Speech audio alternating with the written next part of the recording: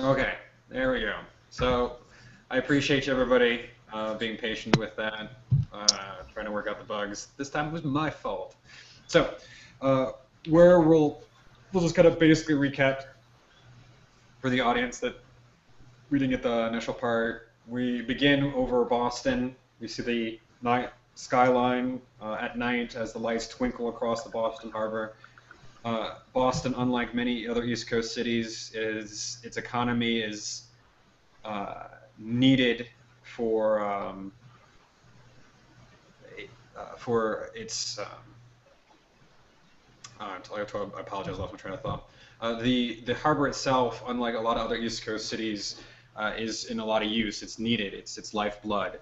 Uh, a lot of them have fallen in disrepair or disuse, or just didn't have the money to keep them clean. Where Boston, all the textile and a lot of its again its trade comes from exporting. So the harbor itself is alive and vibrant. The Kindred are going to be meeting at the Boston Hyatt Harbor, where under the guise of a canceled orthodontist conference that they have taken over the hotel itself.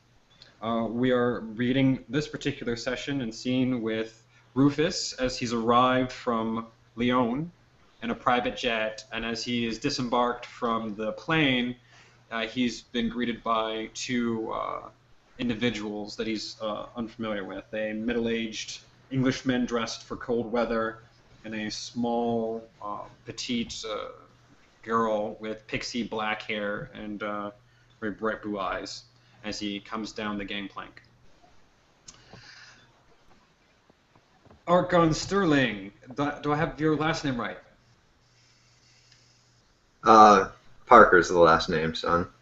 What can I do for you? Mr. Parker, I am Leo Graham. I am the Bruiser Primogen of Boston. You'll have to forgive me if this is a bit forward of me, but I wanted to introduce myself before your coronation tomorrow evening.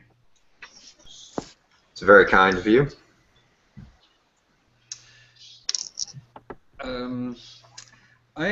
He kind of gestures to the car. The girl, kind of gets up and heads over to the door. That's Maggie. They seem to be assuming that you're going to just get in the car. Well, I do have somewhere to be. I hope you'll be dropping me off at the Hyatt. Yeah, this isn't our car. This is actually your ride. The driver is just. I convinced him I would do the introductions. Yeah, the Boston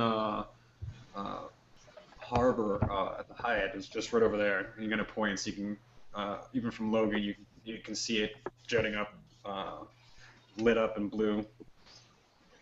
So it's a short trip. Nothing funny. You'll know something weird's going on. Seems fair enough. I'll walk in over to the car and get in. Okay. Leo will get in after you, and Maggie will follow and close the door, and she will bang on the driver's window, and you guys will take off. I just wanted to make a quick introduction. I had heard you would be coming in this evening, and I was just kind of curious as to. Well, I've just been hearing some things, and I was just curious as to the nature of Lucen. If you get my meaning. Sorry, sir, but I don't get your meaning. Perhaps you'd be a little bit more specific. More specific. Hey, Jeremy, we can hear your dice. We'll be using a dice app anyway. Oh, that's terrible. Yeah, what I mean by Lucen's current state, I just had heard some things about what had happened, and I just wanted to know if any of it was true. That she, well, I heard that she actually kind of states that. Is that true? That she kind of goes distant occasionally? Like really distant. Like Malkavian distant. I'll let you know after I meet her, sir. Oh, he kind of back in the. My apologies. I had thought you had already met her on a couple occasions. My mistake. He kind of smiles to himself. Is there anything, I know it's a little presumptuous of myself, but is there anything I can do for you, Lord Archon? As of yet, don't really have any need of your assistance, but I appreciate the offer. Well, you'll be staying in my city for a time, so if there's anything I can do, anywhere I can get you in, anywhere I can show you, if you need a gun, anything like that, let me know. I'll be sure to come knocking if I need something. I thank you for the offer. And he'll try to make small talk about the trip, where you came from, get any kind of information about that. He doesn't press too hard, but he just doesn't want to sit in silence as you drive to the hotel. Do you give him anything in particular, or do you keep it pretty light and breezy? Rufus will entertain the small talk. Okay. You know, he's not really going to go into lots of details on anything. Just Okay. chat about the city, maybe. All right. And so we'll get a nice, great shot of as the limo goes by, and Rufus is looking out at the Boston Hyatt Harbor as he pulls up. We see again the sign for the 78th annual Greater New England Association of Orthodontists Conference canceled, and an attendant who looked incredibly bored rushes up to the limo and starts, "Good evening, sir. Good evening, sir." And starts getting all your stuff out. Leo hands you a card real quick, Mm-hmm. and they get out of the limo.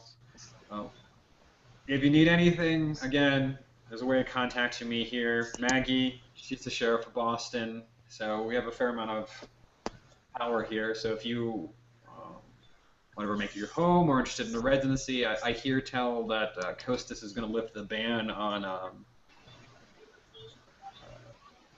living here. So now's the time to get in. Well, that's good to know. Thank you. I put the business card in my front pocket and offer my hand to shake to both of them. They look at you for a little bit, and Leo will go to shake your hand. Maggie won't shake your hand, but he will. That's fine. Okay. It's been a pleasure making your acquaintance. It's been a pleasure as well. Keep in touch. Yep. And they start talking to each other in a different language. He's probably versed enough that he's probably heard it before. You're pretty sure it's Gaelic that they're talking in, but and they say they're walking off towards a parking lot. Again, the same thing that Damien saw, the luxurious, albeit business-focused Hyatt Boston Harbor is surprisingly empty. There is the attendant and the Russian gal occupying him. She was once in front of the counter, now she's behind the counter, and he's showing her how everything works, apparently. She notices you, gives you the eyes just to see the make sure you see the conference sign, and you head down that same hallway. Okay. This time there's only one individual out front. As soon as he sees you coming, he just walks up to the door and opens it for you. I'll just walk through and, I guess see what's on the other side. It says the Queen Man's conference room, and there's another one of those plaques that says the 7th annual yada yada yada. Greater. So you head in there, and you see the same lanky Indian kid in the baggy kind of clothes, fiddling with a laptop and a projector ready, and pointing it to a small acoustic wood stage. As to your right, you have a very scenic view of nighttime Boston through large plate glass windows. There are a few, what you're guessing, security forces positioned outside those windows. There are three uh, individuals in the room that you're guessing are other vampires. There is Damien. Could you give another quick description of Damien since we missed it because of getting cut off from being live? Sorry. Uh, that's all right. Damien appears to be about 25. He wears a lot of nice type clothes, so a nice formal white shirt with a vest that's a little thick because it's got a Kevlar institched. Dress pants, medium length black hair that's kind of styled slightly more modernish, but could probably be something from the past. And basically just nice clothes, and yeah, that's it. Yeah. Across from him on a different table is a woman, very stringy, disheveled hair, very frumpy clothes, very kind of cling face chewing on her fingernails. She has an appearance of one. And behind her is a very giant Icelandic man with very cold eyes, staring at everybody. And he seems to be reassuring her, kind of rubbing her shoulder. There's the attractive black man who's wearing very expensive clothes, much similar to Damien's, very, very pencil-thin mustache. And again, he tips his hat to Rufus as he comes in, just acknowledging his presence, but kind of goes back to staring out across the water. What does Rufus do? He'll nod at the tip of the hat and acknowledge him and look for an open seat. Okay. You kind of claim a table and you kind of sit down. Yeah. Everybody's doing the classic vampire thing, staring at each other. I'm staring at you, you staring at me, I'm staring at you, staring at me, who's staring at somebody else. Yeah. Actually, are there any open seats at a table is someone sitting at? I'm gonna go sit next to someone. Okay, you can sit next to either the lady or the gentleman. They're the only two ones seating right now. Okay. The lady looks like she's a little stressed out. I'll go sit next to the gentleman. So I don't did I ask for a description of Rufus? I apologize if I hadn't. No, you haven't. This would be a good time to do that. Yeah. So I guess last time we saw Rufus was his prelude when he was kind of rail thin and very soft looking. Since then he's filled out. He's probably in his late 20s. He's very broad-shouldered, shoulder length, kind of lighter blonde hair or lighter brown hair, tied up in a tight ponytail. He's dressed in relatively nice clothes with a bit of a southern flair. And so that's it. Okay. Sounds right. Yeah. So Rufus sits next down to Damien. You're still there, Dan? You're a little froze. Yeah, I'm still here. Okay, wonderful. So Rufus sits next down to Damien. Yeah. Are we talking pretty close proximity here, or? No, just across the table or something. Conversational like. Okay.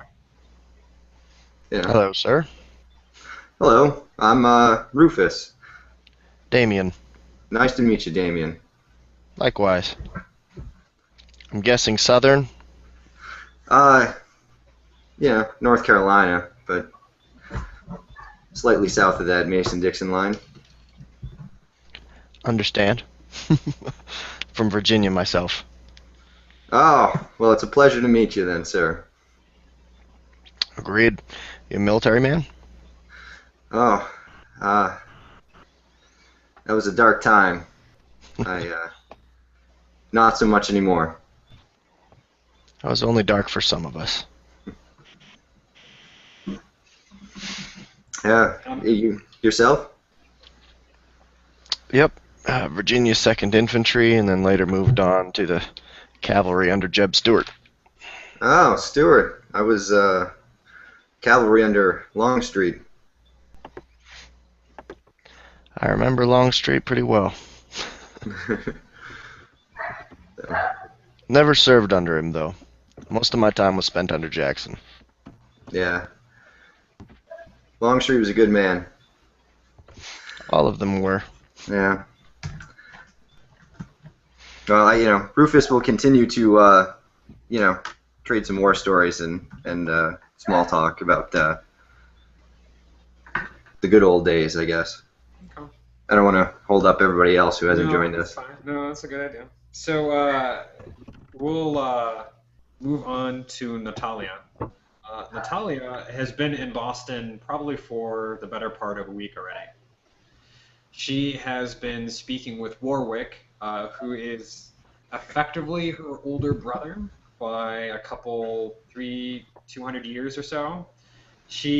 When she comes through Boston, she always stays with him. Warwick is one of Joseph's spy masters and one of the hubs for his spy network on the East Coast. So when she comes through here, she's always speaking with him and meeting with him. They have a fairly pleasant relationship. He's was once like a merchant prince, so he's fairly well-to-do. He likes his luxuries even now in death. One of the neonates, the deputy, the only deputy of Boston, Goblin, is escorting Natalia to the Hyatt through the sewers. She probably could have gotten there on her own without any real trouble, but it's really more of out of respect, just to make sure she doesn't take a wrong turn, make sure she gets there okay, that kind of thing. Goblin bears a certain resemblance to a comic book villain, which is where he got his nickname. Very elongated face with very elongated ears and very lanky limbs. He kind of is more hunched now than he really walks. And you two are just walking through the sewers. You're nearly there. He has been quiet for most of the trip, but once you get closer to the hotel, he turns to Natalia and asks, so Warwick wouldn't tell me why you're in town. I know it's the coordination, but I mean, something's happening. You don't know what's happening yet, do you?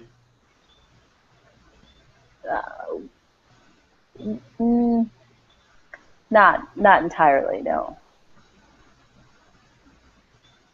Why? Are you concerned? Should I be concerned? Well, no, I guess not. You know, if it was that problematic or an issue, I guess more people would know. I mean, the only reason why I know something's up is, well, most of the time, you send out Archons on their own. You don't ever group them up in like a coterie like this unless you're trying to do something. I was curious if you knew Lucen's agenda or knew what was going on. That would be rather presumptuous of me, don't you think? No? That's why I'm asking? No, she hasn't really shared that with me. Oh. I'm hoping to learn more this evening, though. Okay. Perhaps all will be revealed. All right. I've never even met a Justicar or an Archon, so I guess I was just kind of curious.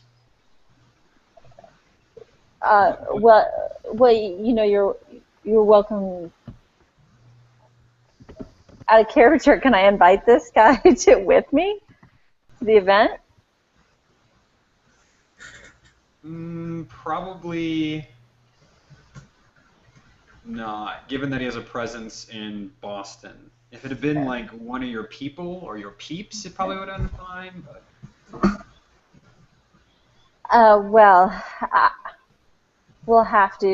you'll have to come and provide me escort home, and then I can explain everything I've seen. All the details of the evening. all right. All right, I can do that. I'm waiting. I can do that. So you two will get to one of the service entrances. He goes, all right, just go up through there. Here's the code to get through the door. I'll get you right into the back areas of the Hyatt. You only have to like take a left, and you'll be right near the conference room where you're supposed to be meeting.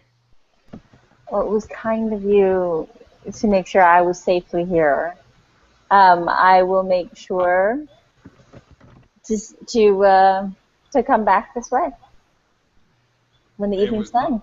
my pleasure, Lady Archon. I will wait right here for that delightful conversation.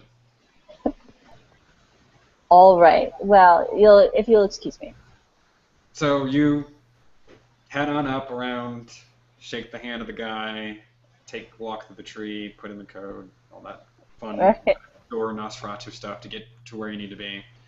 And again, it's just the one gentleman out of those two earlier. He's not the fresh-faced individual. He's a little bit older, probably pushing his late 20s, with darker hair. As soon as he sees you, he pauses for a moment, and then goes to the door and opens it for you. I nod at him and walk through the door.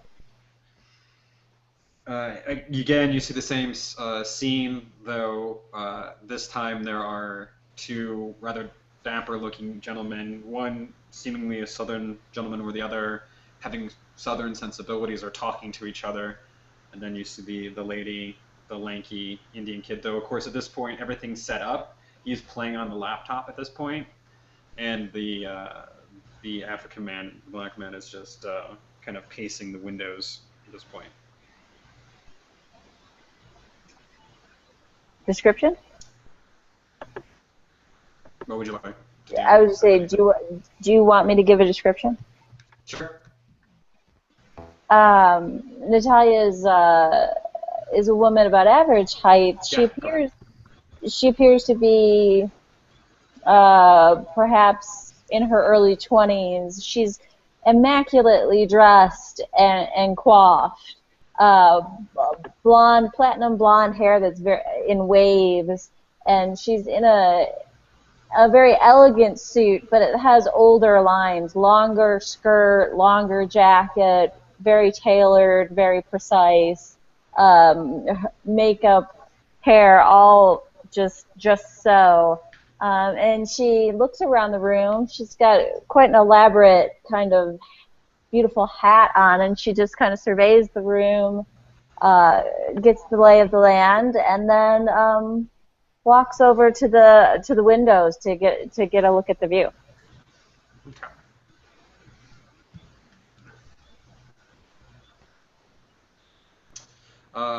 The black man will again tip his hat to you to acknowledge your presence, but doesn't seem to engage you in any kind of conversation as well.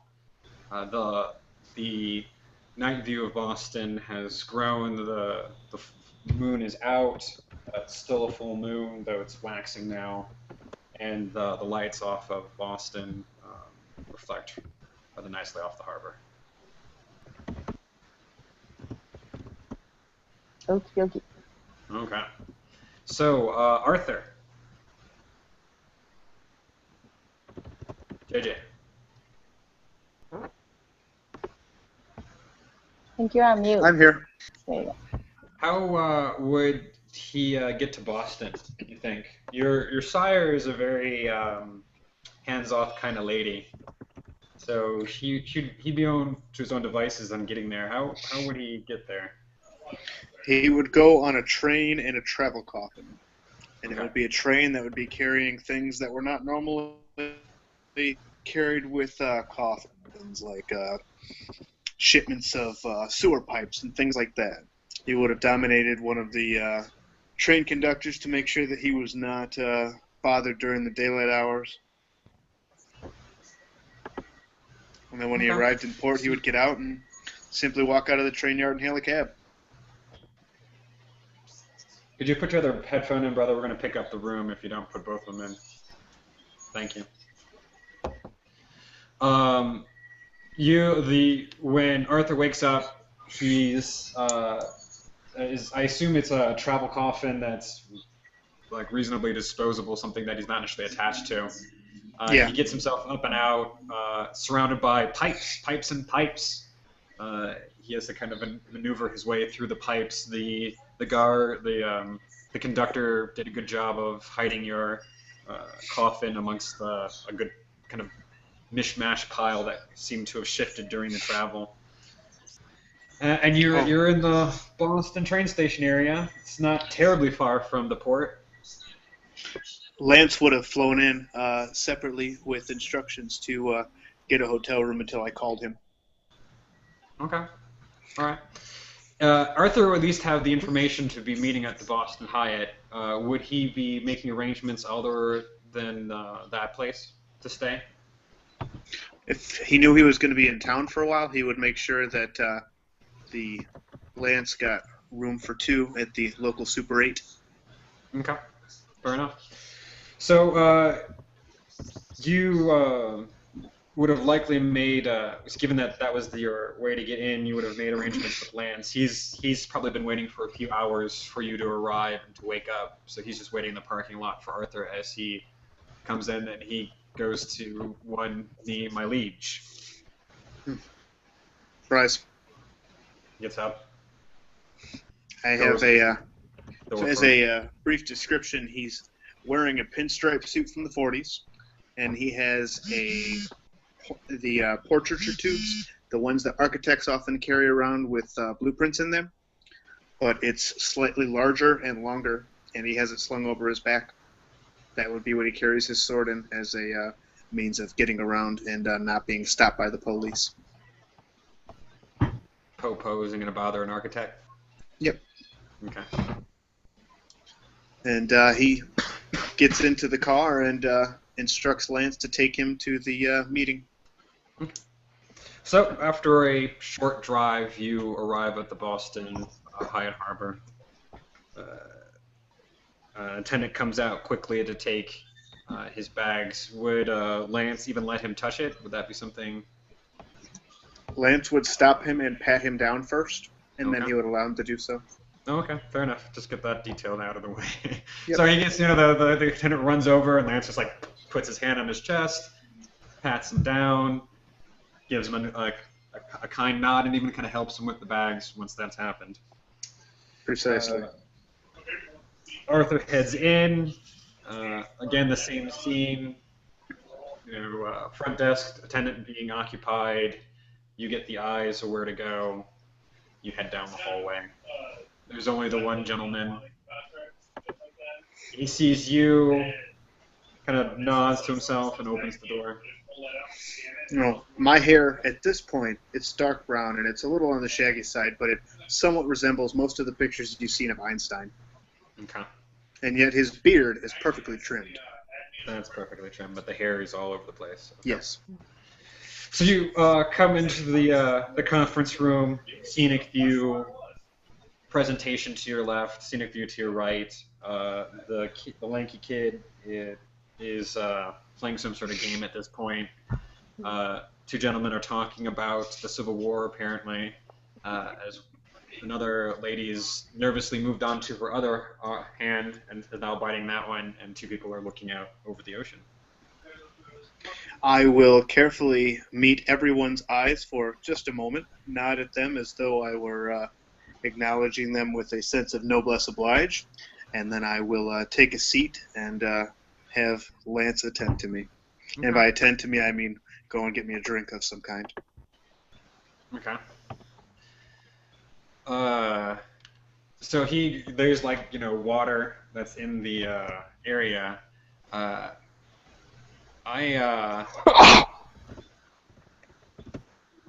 And he gets you just like a glass of water that he just sits in front of you. And I do absolutely nothing with it, but I still thank him and tell him to stand by the door and make sure nobody unauthorized comes in. He nods and heads to the door. Is anyone, you two guys, is Damien and Rufus, they're still having their conversation? Yada, yada, yada. No one's doing anything particularly different? Yeah, but when he comes in and kind of acknowledges everybody, Damien will give him a nod of the head and acknowledge him in return. I've been watching everybody as they're coming in. A lot of head nodding. We're in Return of the Jedi right now. Everyone's nodding their heads at everybody. Just waiting for R2-D2 and the lightsaber. Yeah. All right. So everyone kind of gets settled in. You guys go back to your conversation. People go back to the stoic watching, biting of nails. Okay. So Melissa, you are landing in a cargo plane. The red lights bathe the open cargo plane as it's pretty devoid of actual cargo. And you and Priscilla are the only people strapped to the side. She's holding your laptop as you frantically are typing on it, getting email after talking to blog poster about dealing with the fallout.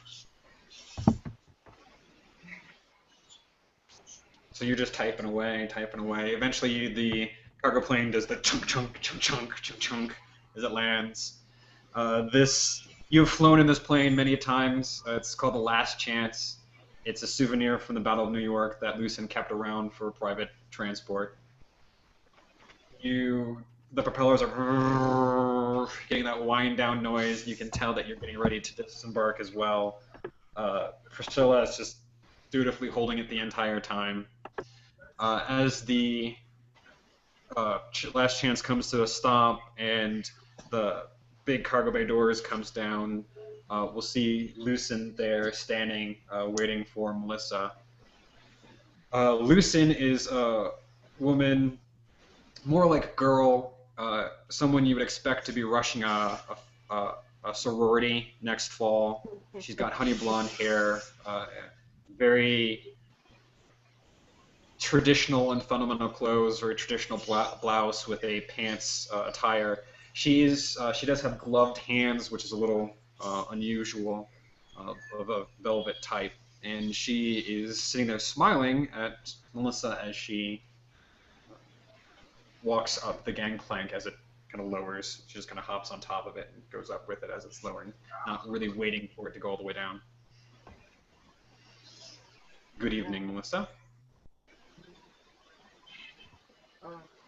Melissa will stand attention, bow her head a little bit respectfully.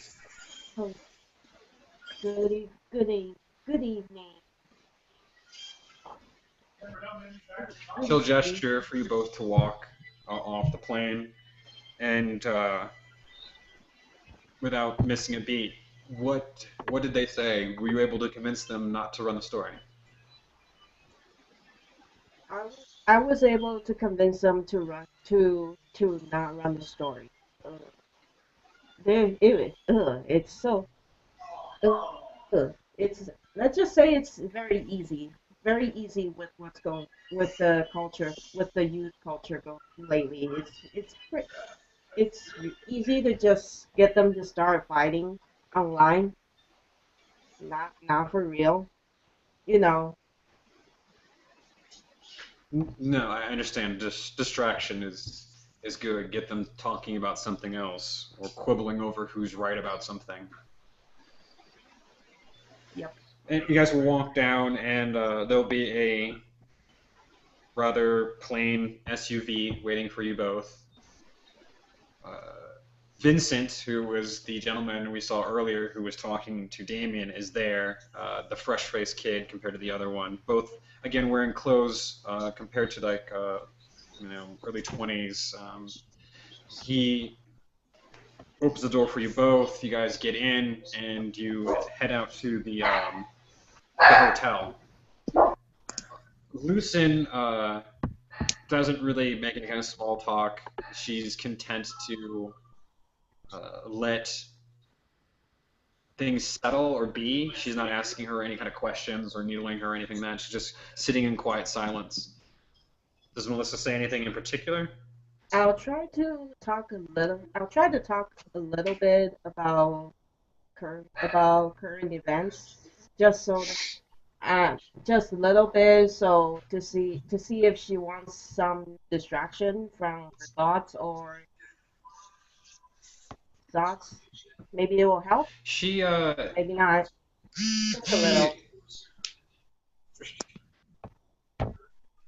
So she will engage her child in pleasant conversation. She gets the you get the impression after a time that she seems to be doing it for you to calm you down to make sure that everything's fine. So it's a little bit like that. But she isn't as concerned about it anymore now that you came back and were able to convince them not to run that story. That she thinks that it's going to be controllable. So in some ways, she's probably more relaxed than the last time you spoke with her. Yeah, that makes then Melissa would be happy. Okay. So after a short drive, you all will arrive at the Boston Hyatt Harbor, and Vincent will escort you both to the conference room. Hey guys, not to interrupt, but I have to restart real quick, okay? Okay. I'll be right back. And escort you over to the conference room. As you two start making your way, Lucen actually gives her a look, and the girl basically dumps the dude and kind of looks like some sort of excuse and follows quickly after Lucen. And you two make your way to the Queen Mary conference room. Again, a similar scene. Everyone's here. Scenic route to the left. Scenic to the right, and the presentation to the left. All these people sitting around talking, getting to know each other, or staring out against the sea. Once Lucen comes in, everyone certainly knows who she is and what she looks like. Does anyone want to do anything in particular while she walks in? Why don't we get a quick description of Melissa, actually? Is probably a good place for that. Melissa is a brown haired medium height girl, but she's also dressed pretty conservatively and in a business attire, casual business attire. Okay. And as she comes in, she'll to the room say, "Good evening, everyone. It is good that everyone was able to make it." And she just kind of moves over to where the lanky Indian kid is. Does anyone want to say or do anything in particular? I'll make sure Damien stands up when she comes into the room. Okay. Okay. She will smile and nod very politely to the sign of respect Damon shows her. And say, if everyone can be seated, I wish to begin, as I have a feeling you'll have a great deal of questions about what we're going to be doing. Please. And she kind of gestures to the tables, and the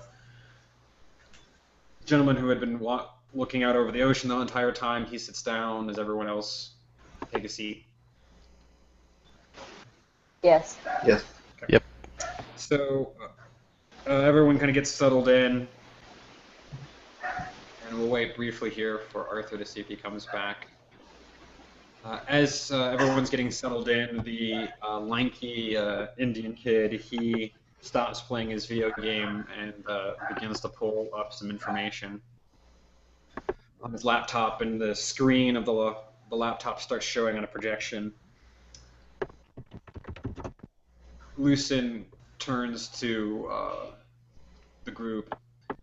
I will make some brief introductions, introduce everyone to each other, talk about what I will expect from you as Archons, representing the Camarilla and my name.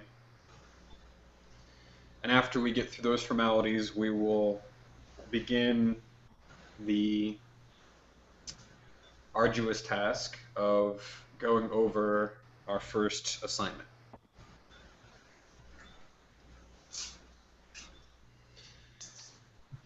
To that, does anyone have any particulars that they are concerned about or wish to address with me before we begin?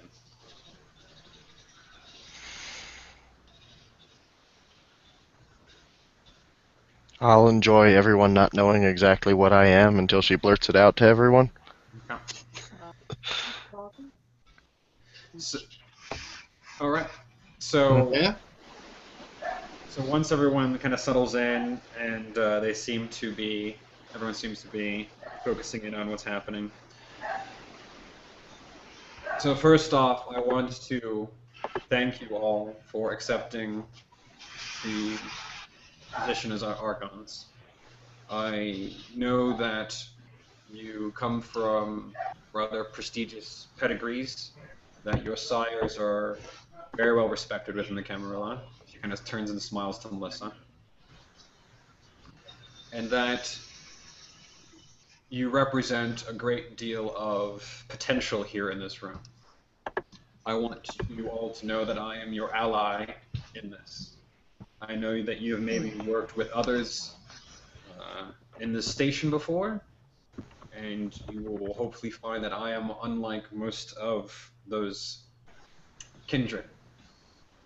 In fact, I have been told at times that I am not very venturous, which I wasn't really sure was quite the compliment at the time, but I think I understand what they meant. You will find me approachable. I will want to hear your suggestions and your ideas. I want you to know that I entrust my success, the Camarilla's success, in you. And I do not believe in micromanaging. There will be times where I will be away and I will set you to a task. This is my intention of gathering so many of you in one place. To this, and which will be incredibly relevant to our discussion and our first assignment this evening. It is paramount that you maintain the Masquerade while serving as my Archon. There have been precedents set in the past by other Justicars that would allow their Archons to have more leeway, and where I will certainly understand preservation, know that the Masquerade must be maintained well beyond your existence. Am I clear on that? I nod.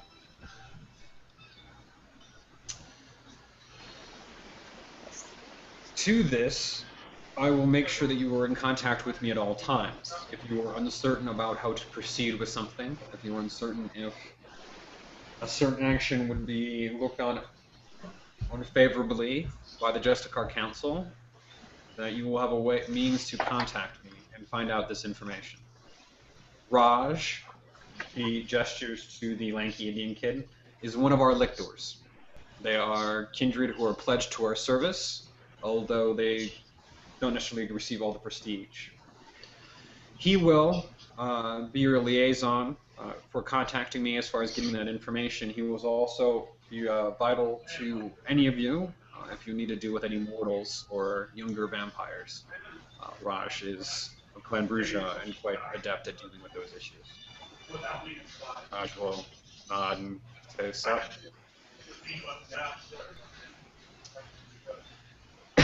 Excuse me. There is two individuals that are not here this evening. Apollo, he's another one of our lictors.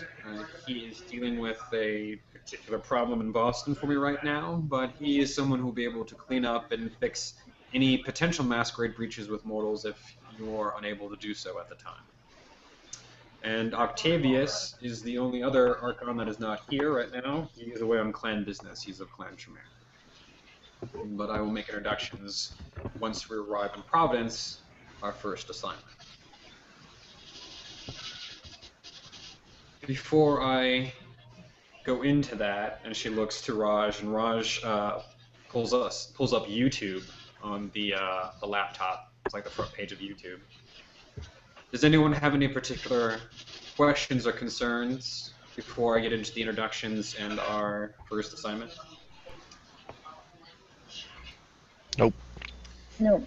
Nope. So, Is somebody watching TV? I'm keep getting like voiceover or something.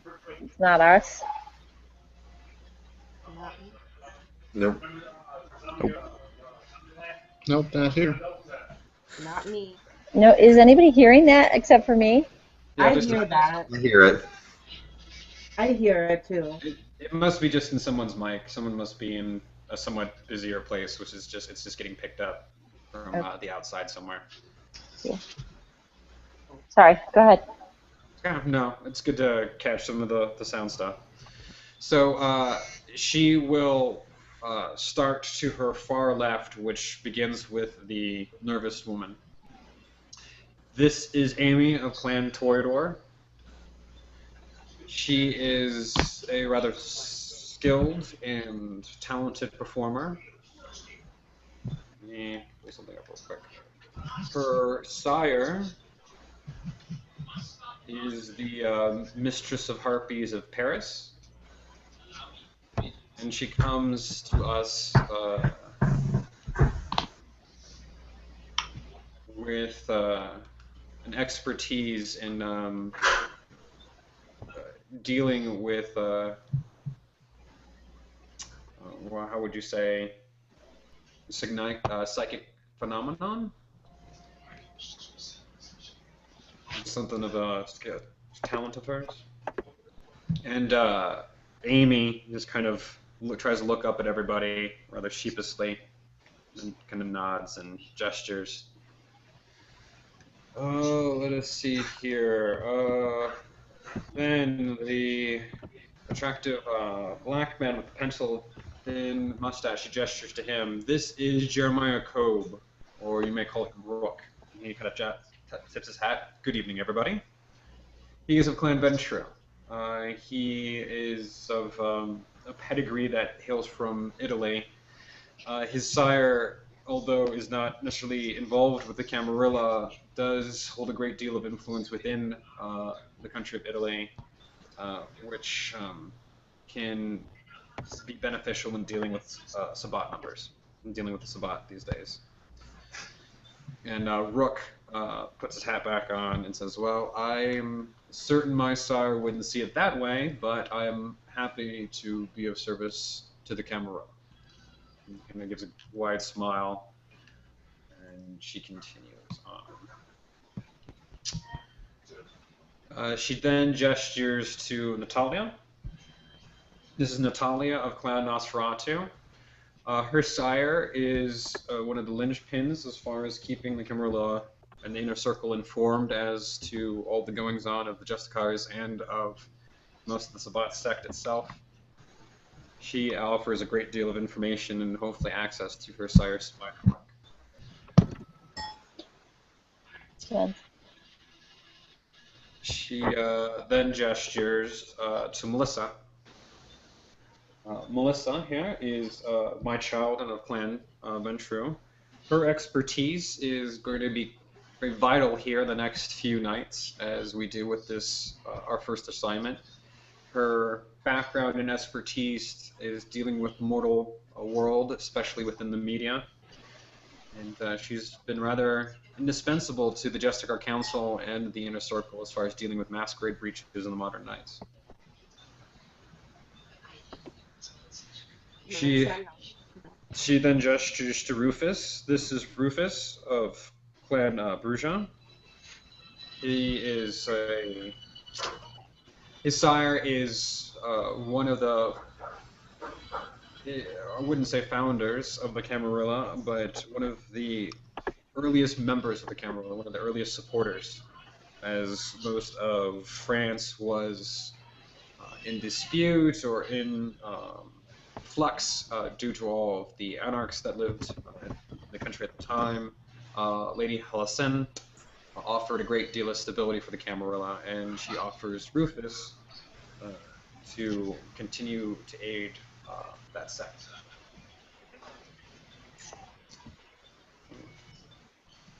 She then gestures to Arthur.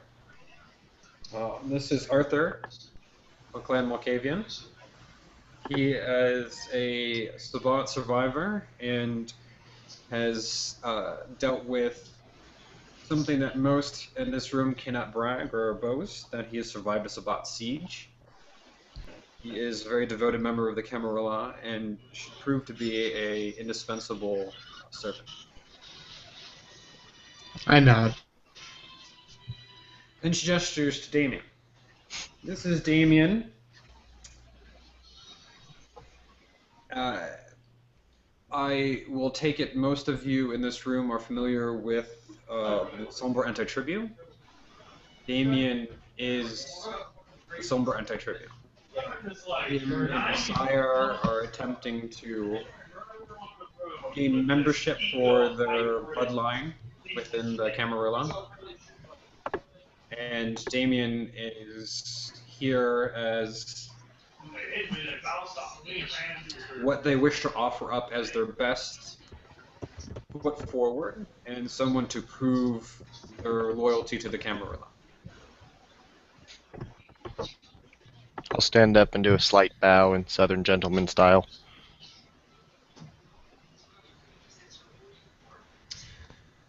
As I mentioned before, this is Raj. He's one of your lictors. He's a Clan Bruja.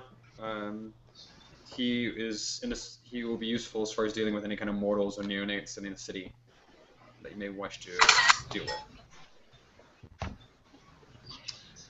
That is everyone who's at least here and not here at the moment. I know you will all have time to catch up and to make proper introductions in between each other, but I wish to get into the meat of the problem before it gets out of control. Now, how many of you here, as she kind of looks to the group, are familiar with a YouTubes? I take a look at Lance and raise an eyebrow questioningly. He'll nod to you and he'll like some of the videos you wanted to see, sir, or on the YouTube on YouTube. Yes. Yes, thank you, Lance. So I will take it by the silence that you're at least familiar or not as such. Well, it had been the policy of the Justicar Council to largely ignore media outlets, these new media outlets, feeling that giving any kind of attention to it would give it credibility. I think, unfortunately, I believe the conclusion of that, however, was naive and presumptuous that nothing problematic would ever come of it. But the unfortunate truth is something terrible has. Raj? And he'll type in WTF question mark, exclamation mark, question mark. And a page will come up, and it looks like it's the same video all the way down. A few nights ago, and posted to the internet. She looks to Raj when she says that. He kind of smiles and nods. And it poses a great problem. So why don't, since there's a lot of background noise, why don't I have everybody mute their mics for me real quick while I do this long spiel about the video. So the video itself, Raj will start it up, and what pops up on the screen is a shot of a tower. There are two individuals, a younger man, probably 18, wearing club attire. He's got a wool cap on, and he's got Google glasses on. He's looking at the other person, and he's smiling, and they're kind of checking each other out. And the person who the point of view are has very giant assets, and they are pushed up and in for the camera. And she's wearing similar club attire, but they clearly are both dressed to put on a show. And they are on top of what appears, again, to be some sort of skyscraper, although it is entirely of stone instead of metal. And they are laughing and joking to each other. She calls him Prospero, and at one point he calls her Alexia. And they are on top of this building, and as she looks down off to the right, it's probably at least 60 stories. And they begin to jump and leap around the top of this building, doing cartwheels. At one point, Prospero bounces on one leg and kicks the other leg straight up at the top, where they're kind of hanging out on the side. Alexia actually tries to one-up him, and although it takes her a bit of work, she gets into a handstand on the side, kind of like on the side, and we get that great shot as this long red hair falls down along, and of course we get a nice, peeping Tom shot of her cleavage, coupled with the 60-foot drop below. And she kind of flips back, and this goes on for a few seconds as they hop around the top of this tower, and you can tell that wherever they are, they're likely in the tallest building in this city.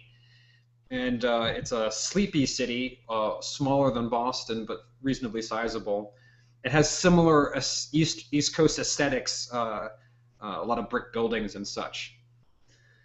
At one point, this Prospero gets really dangerously close to the edge. He turns and looks to Alexia, smiles, and just falls off. She runs over, kind of like, or hops over to where he is and kind of looks down and to where he would have dropped, and you don't see anything. She kind of turns to the left, and he is right next to her, and he just pushes her. She falls off the uppermost top of this tower, and as you're going backwards, you see him smiling as she falls back, and as she falls back, she is impaled on a radio tower. So she slides down this large radio tower, and this radio tower is like penetrating this once perfect cleavage shot is now metal reverb bar going straight through it. She's screaming and panicking, trying desperately to pull herself off, but she just does not seem to have the strength to do it. After a few moments, she starts screaming for a Daniel, help me, help me. And within a few moments, there's a blur just off camera slightly, and what you're assuming to be Daniel arrives. He is upset, to say the least. He is frothing mad. You've all seen someone this mad before. You've seen it. It's a kind of a Bruges frenzy. You can see that look in his eye, and he is trying desperately to pull this antenna off, and he can't. He's trying to just snap it like a twig, but all he can seem to do is bend it, right? He's just bending it slightly. And he's just taking out his frustration on this. As that's happening, she's still screaming for him to do something to help her. This Prospero character comes in frame again. Daniel, now with a new target, turns and looks like he's just going to jump on top of this Prospero for doing this, or fucking it up, or something. Prospero basically grabs a hold of him and looks him in the eye, just dead in the eye, and says, calm down, calm down. And he keeps saying that a few times, and within a few moments, Daniel just, like, visibly relaxes. And he looks him in the eyes, and the whole time Alexa's just screaming, help, help, help. You're getting the shot of them up and over as you're kind of down on the ground, and Prospero is telling Daniel there are two ways to do this. There's an easy way and a hard way of getting her off this antenna. The hard way would be lifting her all the way back and up and over, where the easy way is just to yank her off. So, without much of a complaint or a disagreement, Daniel just goes, oh, okay. And they proceed to get on two sides of her and pull her the rest of the way out of this antenna, which just rips and tears and shreds the rest of her chest and her clothes as this gets pulled off. And she's screaming and throwing a fit the entire time as they're trying to pull her apart. They both seem strong enough to yank her out. Now, as she comes free, Prospero immediately shouts at Daniel and says, feed her.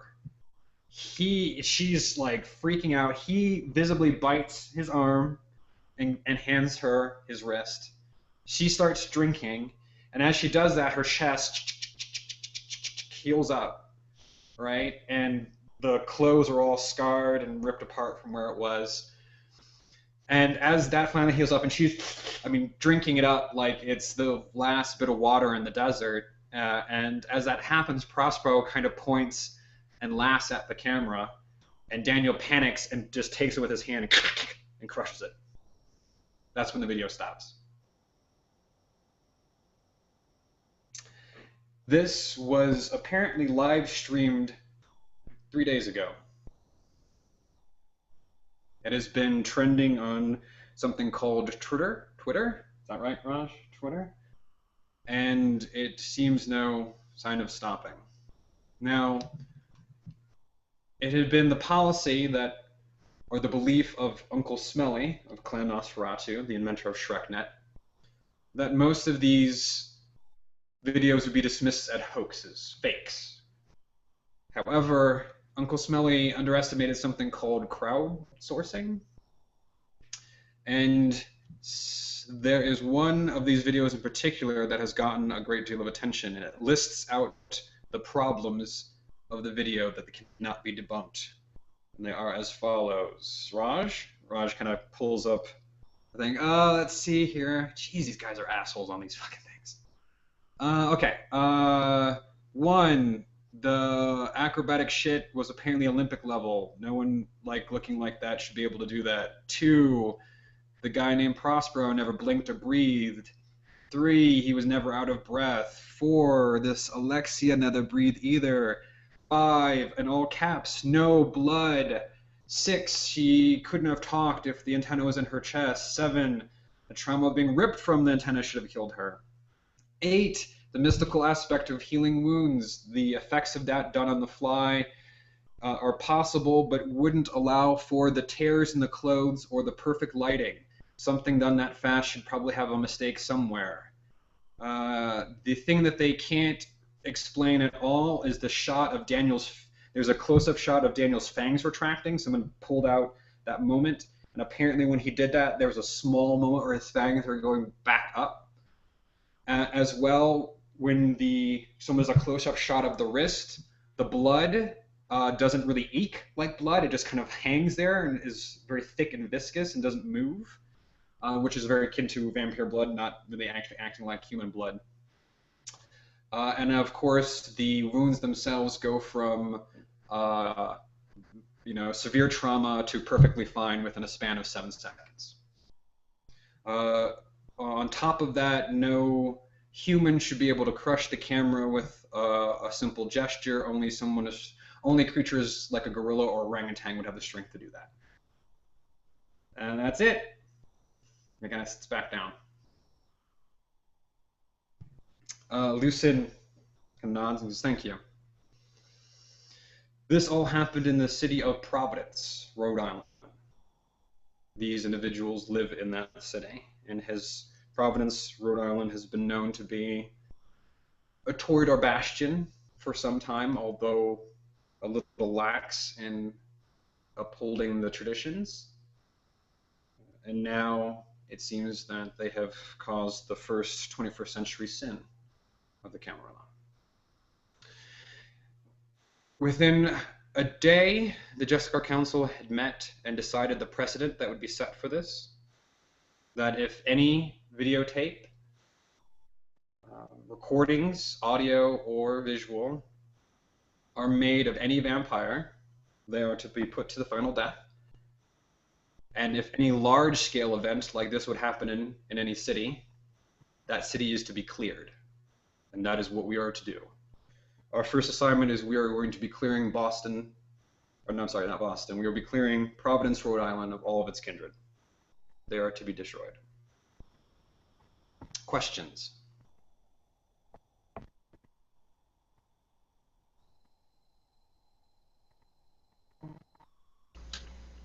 None here.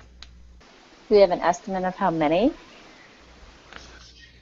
There is roughly 20 kindred in Providence from the last information we have. That will be one of your first tasks. Talia is to get an exact estimate of how many are currently residing in Providence and the location of all their havens. Who is the Prince of Providence? Prince of Providence is Castor. The Prince Castor, she is to be destroyed first. So, All of like, the Private Council and officers must be destroyed.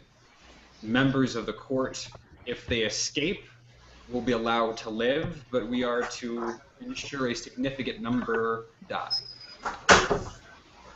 so this is less a clearing of the city than it is a genocide. Clearing, genocide, it's perhaps the same word. Clearing is what the Justicar Council prefers to call it. Hmm. A precedent must be set.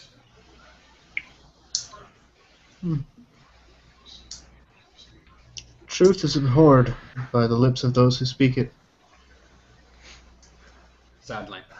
That has been the decision of the Justicar Council, and that is the task that I volunteered us to handle, is the clearing of Providence. As I said, Natalia will be the primary one responsible for getting information on all the kindred in the city, but I would anticipate someone perhaps gesturing to Rufus and Arthur. Perhaps you two might be good at infiltrating and posing as younger neonates to get a lay of the land. I will leave that to you how you wish to get a good estimate, but you should at least get a sense of the political climate from a court or two. That way we know who to strike from. There may be potential people we may be able to have turncoat within the city. So it might be beneficial to go to a court to find those people. I would be willing to do this, to dress as a pauper, as in the great tale of the Prince and the Pauper. As far as retainers and herds go, are we to cull them as well? Yes, if possible. It's the priorities will be kindred, second to ghouls and retainers. I imagine the ghouls will do everything in their power to prevent this to happen, so that should hopefully take care of itself, but it is a good question. Are the residents of the city aware the judgment has been passed? No. If they did, they would likely flee.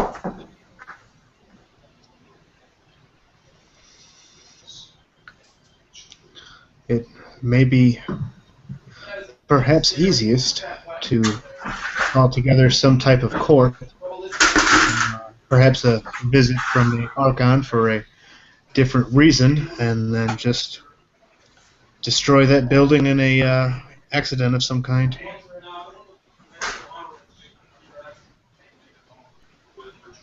It's certainly possible. I don't have a large cache of explosives, so you may have to get ingenious if you wish to do something of that nature, but it is certainly an option.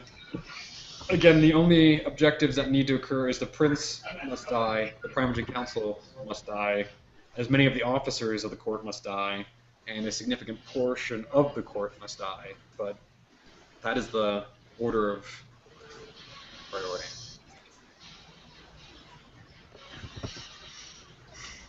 Understood. When do we leave? After the coronation, we will be making arrangements for you all to head to Providence and to get set up. If you have any concerns as you're in that initial process, I will be indisposed for that time. I need to return to Europe and talk to Servius, the Inner Circle Venture Minister member. He wishes to speak with me. I will be returning as quickly as possible.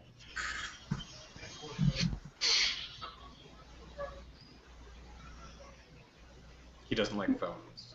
He kind of shrugs. I'm not a big fan of them either. The individuals in the film, have they been identified as members of the court? They have. The one named Prospero is a DJ Prospero. He is the childer of the Toreador Primogen. He has benefited from a respected pedigree as his his great-grandsire was once the Prince of Providence, and the current prince is essentially his grandsire. So he has gotten away with a great deal. He owns a club in Providence called Pulse, and apparently that is where he's seen most of the time. The Alexia is the childer of the Ventru Primogen, a Noel Knox. He's not very well respected within our clan. She kind of turns to Melissa. He's a bit of, I don't know how else to say this, loser. But he's managed to connive his way into a position of power in Providence. That Alexia, that is his child. She, after some further research and thanks to Raj, she kind of like grimaces at him a little bit. Apparently, she is a notable or once thought lost porn star from the 90s. So no one's managed to figure that out quite just yet, but once they do, that might cause some other problems. And Daniel, this Daniel, he is this child of apparently the oldest Bruja in the city. He's not the Bruja Primogen, but he's apparently the most well-respected within the city. This Daniel, that is his child. To my knowledge, none of them have been killed or punished in any way, and are walking free in the Providence streets.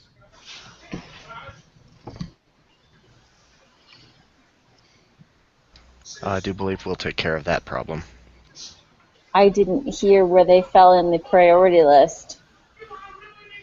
They're the chief breaches of the Masquerade. They should die first, of course.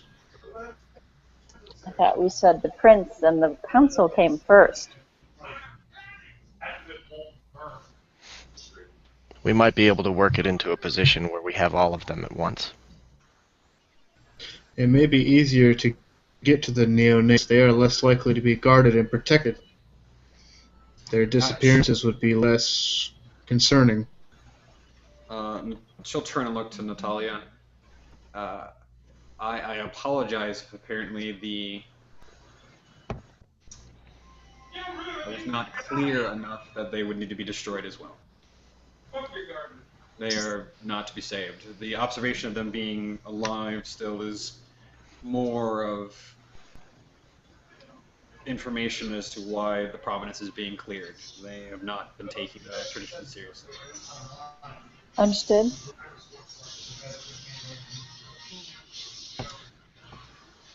If you have no particular questions of our assignment, you are free to do what you wish for the rest of the evening before the coordination tomorrow night.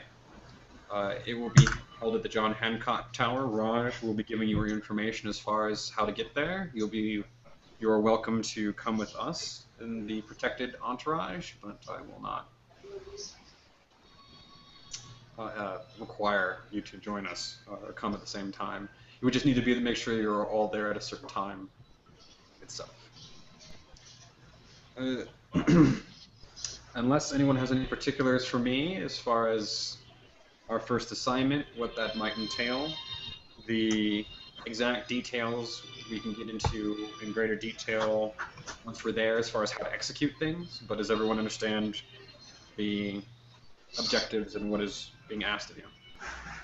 Yes. Yes. Yes. Of course. She turns and looks to Rufus. Rufus, you have been noticeably quiet. He looks like he's having a hard time controlling himself right now. He's balling his fists on the table. Well, once she kind of realizes that he's just doing everything in his power not to rage out, well, I will leave you all to your evenings. I will be here if you wish to speak with me or have any other concerns or questions come up later on. You have accommodations here within the Hyatt. The building is secure by my personal security force, so your safety is guaranteed. And there are a few mortals here, so you will not have to worry about any kind of general goings around. I will leave you to it. He kind of smiles and gestures for you all to get up and do whatever you like. She goes and starts talking to Raj about the trending and how many more views it's gotten and all that kind of stuff. Does anyone want to do anything in particular? Well, I will tell Lance he's allowed to go tend to his mortal needs. Thank you, Leech. And he kind of gets out and runs quickly to a bathroom. What about everybody else? Since Melissa has Priscilla's, she'll tell Priscilla to go and hang around for a while. Okay. Come back at like 12. 12. Want to discuss business. Okay. So some people are setting off the ghouls to discuss business. Is anyone doing anything in particular? I'd like to go up to Raj and see if he can teach me a little bit about that YouTube's thing she was talking about. You walk over to him and you ask about this YouTube's, and he goes, "Yep, all right. Well, the first thing we got to educate you on is on a cat video." And so he'll start showing you cat videos. I'll do my best not to look horrified. Okay. So the Lasombra tribute is watching cat videos. What's everyone else doing? Rufus is going to leave the room and go for a walk. Okay. All right. The area is, there's a large patio.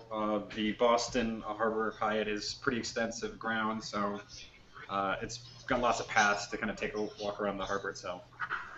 He goes and does that. Yeah, he's going to try and calm down a little bit so that he can talk. Right, not rage out on Just Car. Got it. Cool. Yeah. That's good. All right, so he like the bruiser takes a long walk. What does the Nosferatu and the Molkibian do?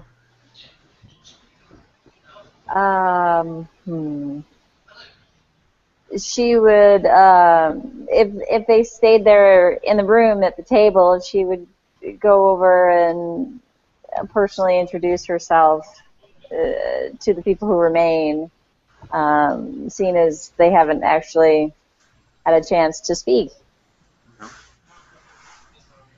So you'll like the one person doesn't seem to be really involved. Rufus, I mean, he just got up and immediately walked out. Lucien, once Damien showed up, kind of smiled and actually took a back seat to watching cat videos. So really, the only person who's really indisposed is either Rook, Amy, or Arthur. Amy looks like she's pretty involved with her toy, and Rook looks like he's getting ready to leave. I would walk over and start speaking to Arthur. Good evening. Good evening. I thought I would come and introduce myself as we hadn't met, and it seems as though we'll be working together.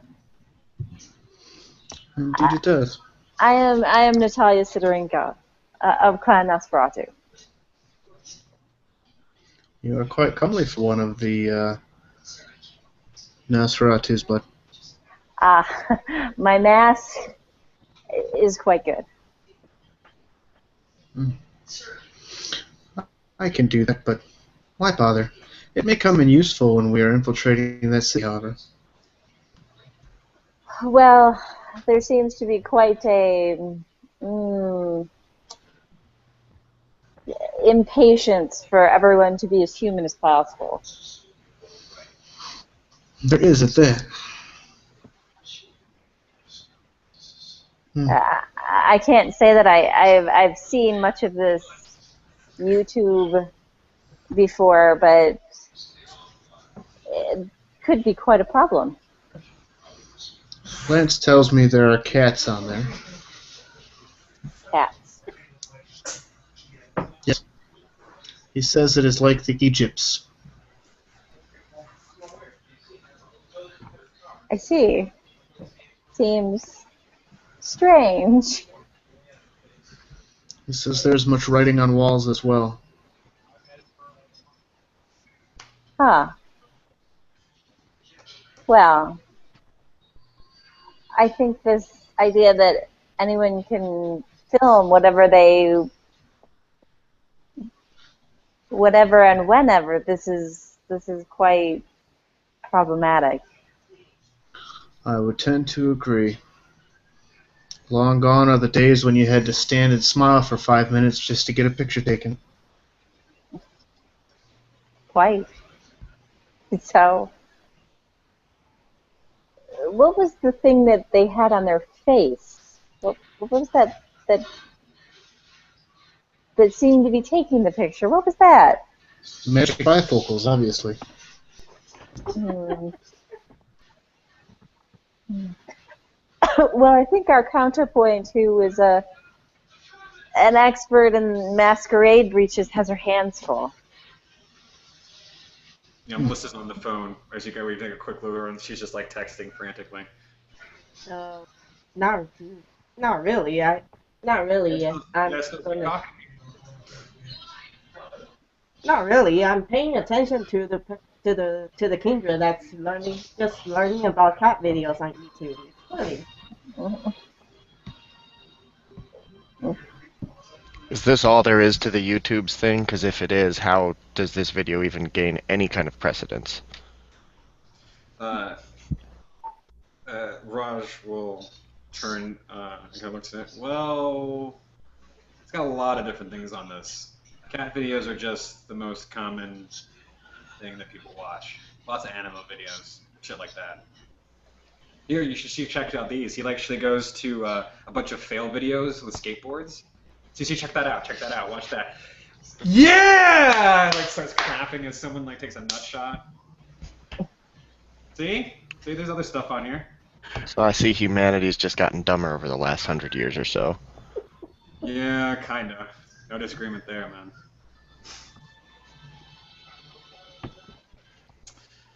So,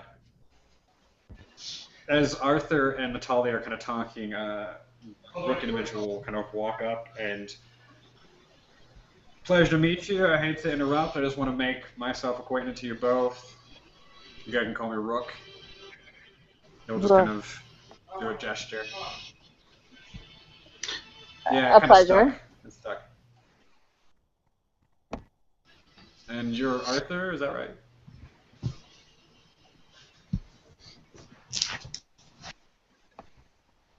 Yep, apparently, as he gets away. Arthur really gets away. So Rook will turn to Natalia and say, so if you need any help with dealing with people and watching things, I actually got some people who are good at that. I know your people are your thing, but I just want to make sure you know I can help there. Great.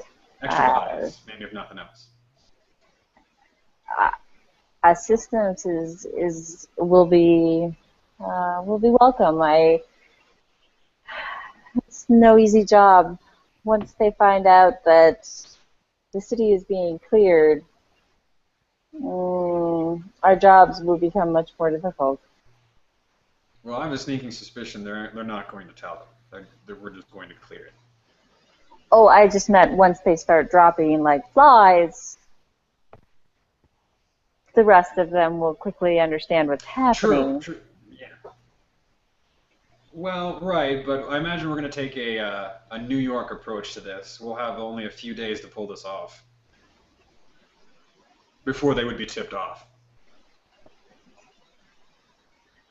Which is why we got to get key ones, I think. Right. I agreed. So, of course, I appreciate you letting me know. And I'm happy to work with your agents. Yeah, they're good. Yeah, they're good at following, and they can fight. So I just want to make sure you know they're actually decent at actually being quiet, being the key part. Excellent. Well, I am going to introduce myself to my clan member over there, so you'll have to excuse me. But it was a pleasure meeting you, Natalia, and I imagine we'll talk more the rest of your night. Certainly. Ciao. Ciao. Actually, let's stand back. Go back. Go over to Melissa. Let's see here. Rufus is walking. Arthur, what is the Malkavian and the Nosferatu going to do after that? Well, if the room is, if everybody's watching videos and the rest of the room is emptying, I guess I'll head out, I guess. Okay. All right, you're going to head back. What's Arthur doing? Arthur is going to collect Lance and ask him what a DJ is. Lance will give.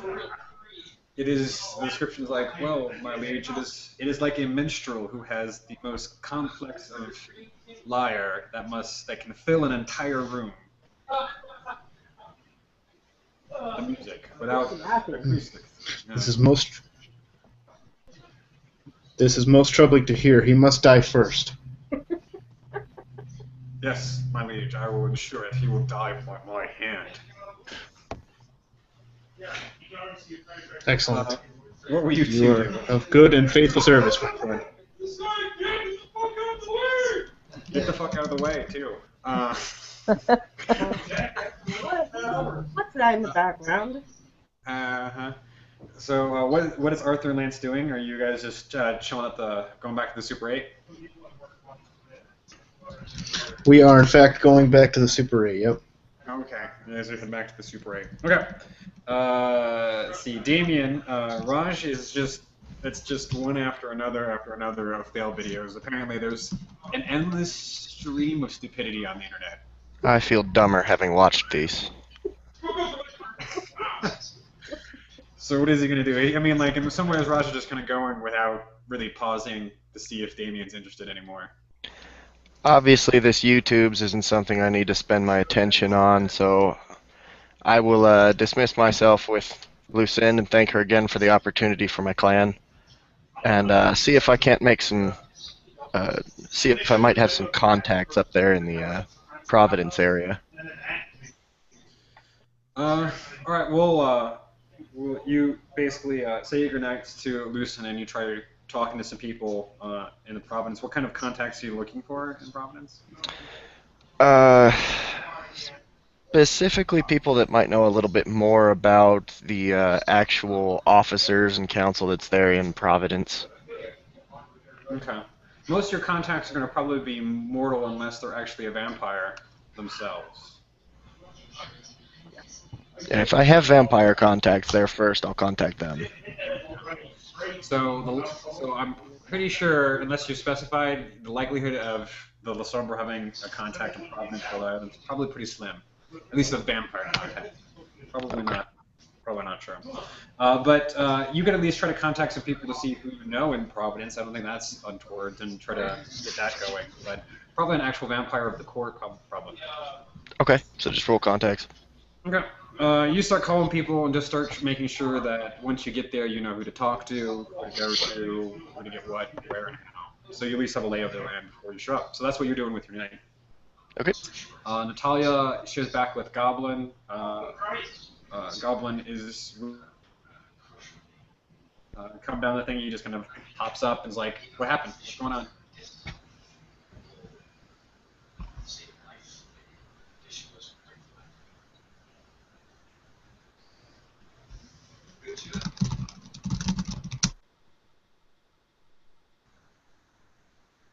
I can hear Carla in the other room, but I can't hear her actually in the video. Aha, sorry, I was muted so that the dog barking wouldn't. Anyway, I was saying that I'll have a trade for you. If you tell me everything you know about Providence, Rhode Island, I'll tell you what's going on. I don't really actually know much about Providence, actually. I do know that the Primogen there is a total asshole. The Nosferatu promotion? Yes. Oh my, he's an asshole. He came through here once. Well, I guess that's no great loss then. No. In fact, let me. There is someone you're gonna probably actually want to talk to instead of him.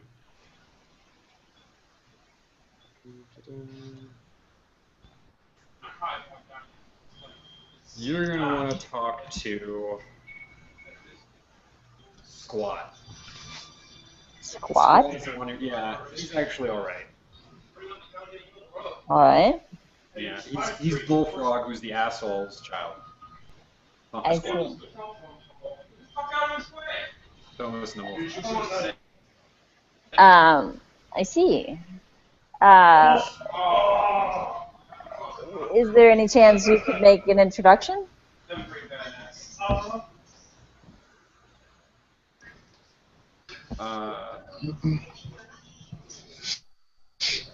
Make an introduction? Probably not. I got stuff here I can't leave. I help Maggie the sheriff a lot, so I probably couldn't go.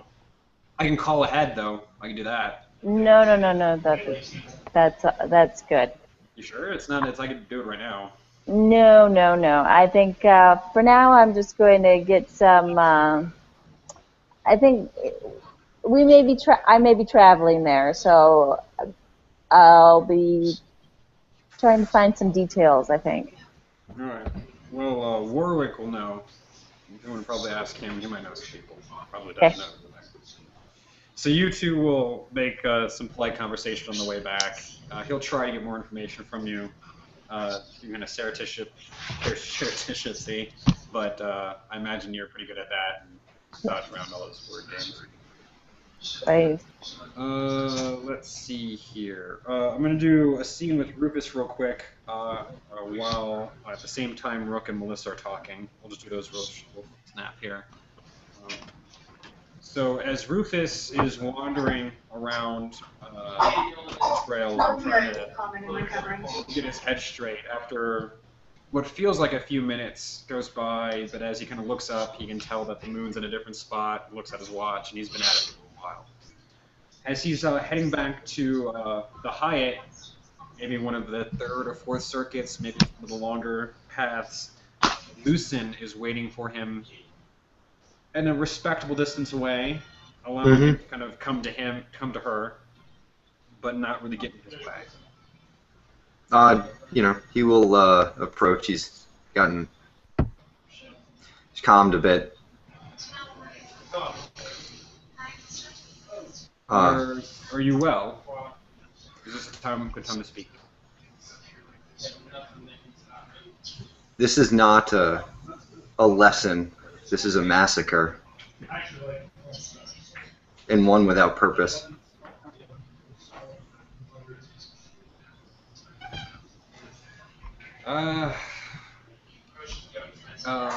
Please, she gestures to walk with you. Do you walk or do you kind of stay there? I'll walk. Okay. So you both begin walking. I would agree that genocide is not the answer to a mistake. However, the other Justicars, mainly the rest of them besides the Malkavian, who I want to say, her name off the top of my head, agreed that the city should be cleared.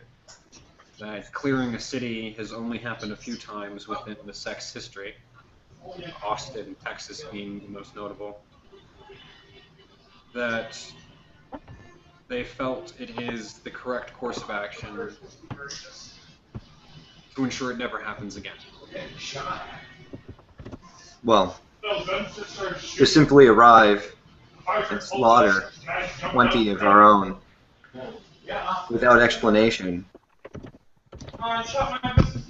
ensures that it will happen again. Hey, Jeremy, could you mic Perpetuate. pretty loud? Hmm? A little bit. Could you mic? Got a lot of background noise. I think. Mic real quick. Jeremy? Yeah, trying to bring it up. Is that better? Yeah, hang on. We'll see you in a second. Yeah, okay. Okay. Thank you. It was just their conversation was getting real loud. I just want to make sure we can get the scene over. Thank you, JJ. So I would agree that the Malkavian was the only one who would agree with us, that they believed that clearing them all would set the right precedent in their minds, that once other cities hear that the Justicar Council will not tolerate any viral videos, that they will be the source of destruction for a city, should prevent any kindred from shooting again, or at least make them think twice.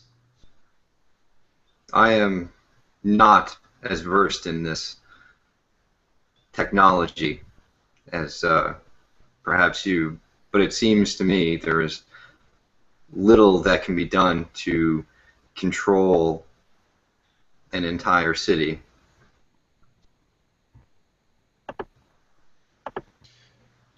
I would agree with you that there's very little one can do to control Kasire City, save destroy everyone within the city. This is the only option that the Justicar Council feels they have as far as dealing with these individuals. That anyone who tolerates, brokes, sympathizes with anyone who does this deserves the same fate as them, and it is the opinion of the Justicar Council that the entire city is culpable, given its reputation for lax rulings and enforcement of the traditions. And they've been enabled. We've allowed them to behave in this way. We've taught them that it's okay. And now we're going to wipe them out without explanation. Well, I'm not sure as much as teaching as ignorance. I do not think the Inner Circle or the Justicar Council, myself included, took the 21st century and videos and every phone seriously. And now we are paying the repercussions of allowing princes more autonomy to run their domains. Well, that ends now. The Camarilla has set a precedent to all cities that this will not be tolerated. And this is now something that princes will have to fear.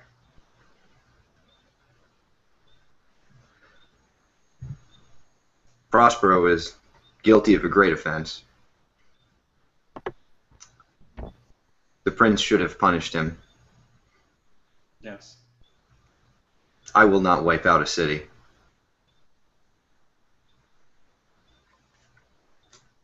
I'll deal with those two. Very well. I'm sure there are other functions that we can fund for you, though know that the only way I will help your sire in dealing with her problem is with your compliance.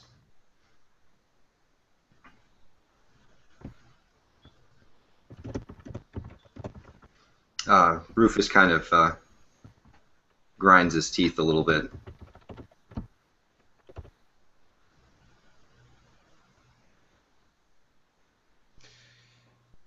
I understand your concerns, and they are noted. I have no problems with ensuring or asking the rest of your coterie and cadre that you deliver those killing blows to Prospero. And perhaps you may prove to be an assistance in information gathering if you are unable to serve as executioner. But know that if we are overwhelmed or that we are running short on time, that will be your duty. I understand. Good. I want you to understand that if you have these ongoing concerns, that you need to bring them to me. Of course. She'll nod, and I will leave you to your evening. Thank you for your time. She'll nod and Yeah. leave you to your continued walk. And I think he's done for the evening. Okay. Yeah. So we'll do a quick scene between Rook and Melissa. This is when Natalia's leaving. Damien is giving up on the internet because it has dropped his IQ a good 25 points, and starts making phone calls to try to feel useful. Like, all right, I know some people out there. Let's see what I can do. And he's making some phone calls. Arthur has left with Lance, talking about DJs, and it just leaves Amy and her boy toy, who leave pretty quickly as well. And Rook comes over to Melissa, smiles wide. Well, it is a pleasure to meet you. I've heard a lot about you. You've fixed some pretty unfixable things. My pleasure's all mine. Pleasure's all mine, sir. But it isn't polite for you to know so much of what I do, and without you telling me what you're best at. Do tell, so we can work better together. Oh, yeah, okay, I kill people, mostly.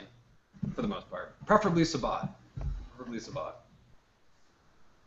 That's the start. How? Do you prefer using sunlight? Do you prefer being stealthy? Do you make sure they know you're killing them? Stuff like that. Oh, well, it's been my experience that fire is usually the most effective against Sabat. They don't play nice. They don't certainly fight with kosherized rules, that's for certain. Huh? Well, I certainly wanted to make my introduction, as I had heard you had helped Lucian out with a couple problems. I know she spoke highly of you, so I just wanted to make sure I said hello. Thank you. Look, what? I'm afraid I didn't catch what clan you are earlier. I am of your clan, Venture. Oh, oh, Mr. Rook, I'm so sorry. Mr. Cole, but you can call me Rook.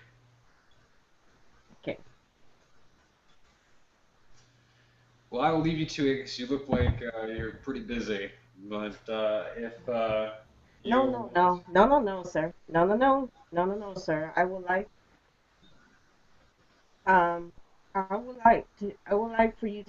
like to ask since what you think. Since this time we're not killing Sabat. How do you prefer to approach this? I actually thought I actually thought to take some time and prefer we need to scout out where their havens are first. Right. I don't think I have any particular problems killing Camarilla compared to Sabat. I just been killing Sabat for a lot longer, so this will be new.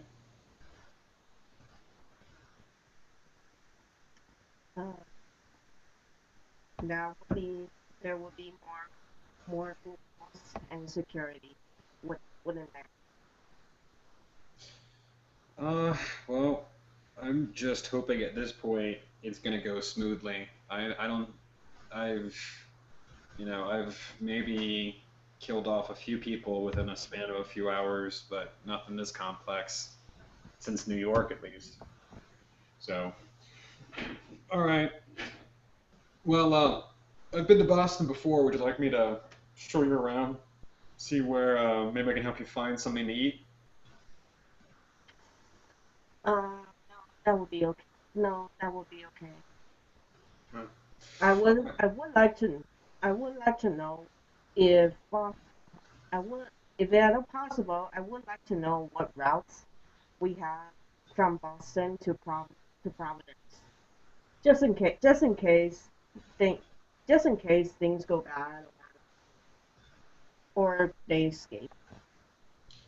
Uh, well, from what I understand, is just we kill as many as we can. I imagine we're gonna have to get the lay of the land when we're there, figure out what highways people might use. But I think we're gonna have to hit them hard and fast. We're gonna have to catch them off guard. You know, we're only gonna be able to get so many. That's what I would like to talk to our people. That's why I like to talk to our coworkers. I would prefer to go in unannounced. I would prefer to go in unannounced. So then we might have more time to act and less time for them to react.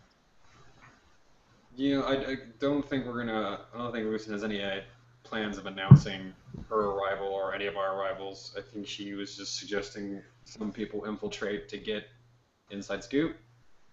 Certainly better than just watching a building. No, don't blow up. Don't blow up. That would be a mess. She puts her palm in my face. That almost like that. That's a hit. Like that caused a hit. Just thinking about it.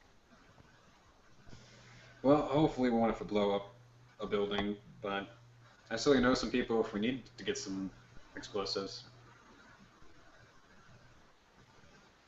Only if they know what they're doing. Only if they know what they're doing. That's really. Only if they Uh, know. well, they're certainly going to know what they're doing, otherwise they probably wouldn't be doing it for very long. True. Uh, true. I look for. She does. She right now. She also doesn't look not too interested, but just kind of being, but trying to be polite anyways. I look forward to working with you. And as for me, my specialty is dealing with the media and technology in general. Likewise, if you need if you need help, I that's what I can bring to the table.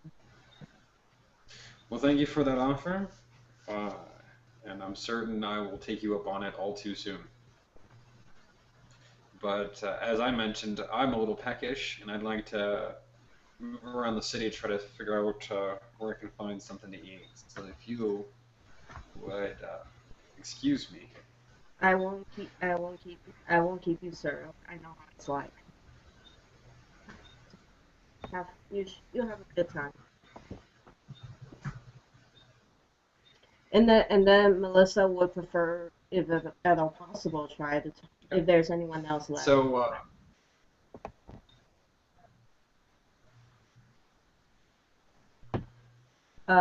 nope. At this point, it is just Raj, and he's playing a computer game. You're actually the only one lingering around long enough that the the Russian blonde from before comes in with like 3 or 4 bags of fast food and sets it in front of Raj, and they both begin eating fast food together and talking in Russian. Is Raj a ghoul or not? He's a vampire. Then how is he eating fast food? Good question. But he's like slurping on a shake. He's having a burger. He's eating some fries. That's confusing. That's confusing, then, I guess. What's confusing? The Indian vampire eating fast food, talking Russian. That's pretty confusing. No, eating. Right. That's the strangest part. Okay, fair enough. Fair enough. All right. So I think the only person that didn't really get a sense. What are you gonna do after that? Are you just gonna deal with Fallout, basically? From earlier. Did I see that? Did I see that the Melkadian has Yeah, he was one of the first ones out the door. Boom. So did I He was see trying to figure that out what a he DJ has was. Lance? Did I see that he has Lance? Yes, as Lance an was. He entertainer? was talking to Lance as he was leaving, or this individual. I think he said Lance. Did you not say Lance when you left? Yeah, he was saying Lance. He was saying Yeah. his name. So yeah, I Okay. mean, you didn't get past that. So he was like, Lance, what is this DJ? Yeah, I'm gonna try to look for that one. I want to make sure our retainers would know each other and know we're possibly gonna work together. Okay. Well, like I said, he's already gone. He was one of the first ones to leave. Eh, never mind then. Okay. Never mind then. It's just a mental note. Okay. Mental note. Right. On So the checklist Melissa to can do. continue dealing with the media problem that it's not simply contained within one moment. So she'll deal with that. What is Arthur doing with the remainder of his evening when he gets to the Super 8 with Lance? When he gets to the Super 8, he's going to have Lance do a online lookup of Google Maps and kind of do the Eyes of Chaos thing to see if he can discern any patterns by staring at it to get a glimpse of where any havens might be, any important things like that. Cool. All right. Well, I guess you get the first one to use the dice app. Did you see the little dice stream thing there? I saw you put some dice Yeah. up there at one point. So go ahead and give me Yeah, I an was Eyes messing of- with it for a minute. Wonderful. Go ahead and give Okay. me an Eyes of Chaos roll, please, sir. Okay, let me go ahead and pull that up real quick. That's Dementation 3. Yep. I don't remember the skills though. That's okay, I'm looking it up right now. Okay, Dementation starts on page 147 in the core book. Eyes of Chaos. I roll Perception plus Occult. The difficulty depends on the intricacy of the pattern. Okay. Discerning the nature of a stranger would be a difficulty 9. Casual acquaintance would also be an 8.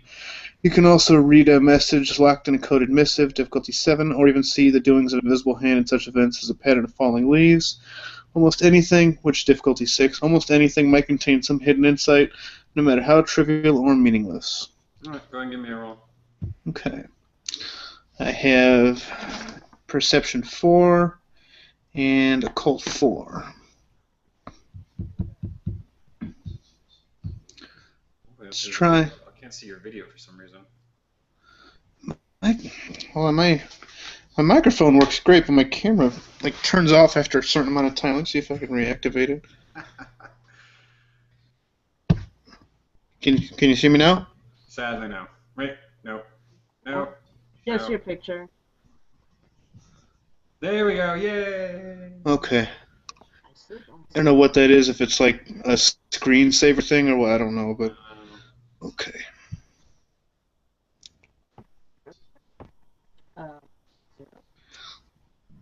That is a lot of successes if it's difficulty 6. Otherwise, if it's a higher difficulty, I got 1-8-1-9. All right. I only see a 7. I see Oh, a wait, here they seven. come. All right, they go. Here they're coming. They're just taking their time. Yeah, it shows me 7, 7, 8, 7, 9, 3, 5, 6. Okay. So, and give me the general idea what we were looking at it again. You're looking at. He's pulled up Google Maps of Providence. It's kind of like a sky view, and I'm just looking for anything that might be important to what we're doing, whether it's location that, something has happened, or maybe a Princess Haven, or a confluence of events that led to this, anything that could give us a clue as to, what'll help us along the way. Well, what would likely happen is your vision would get fuzzy and move about, and what you think you're looking at shifts and changes, so that the discipline, as it activates, it naturally moves your perception into a different kind of way of thought.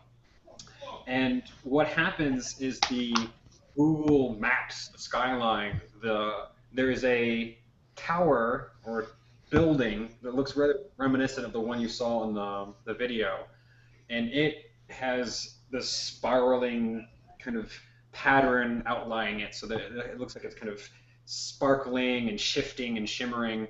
And when you ask Lance to move in on that tower itself, you can tell that was the tower that they were hanging around on and playing on, and it's the Bank of America building. It's the largest building, or the tallest building in Providence. It's about 60 stories, and Okay. it's normally closed at night. It's all office buildings and whatnot, so the fact that they were up and on it was illegal in its own regards. The the energy that's radiating off this tower, you get this immense sense of dread and foreboding from it. It seems to ripple outward from it, and it's almost as if the tower is like eking out this despair into the world and eking out this confusion into the world. The energy itself trails about the tower and also trails about a couple other places in the city.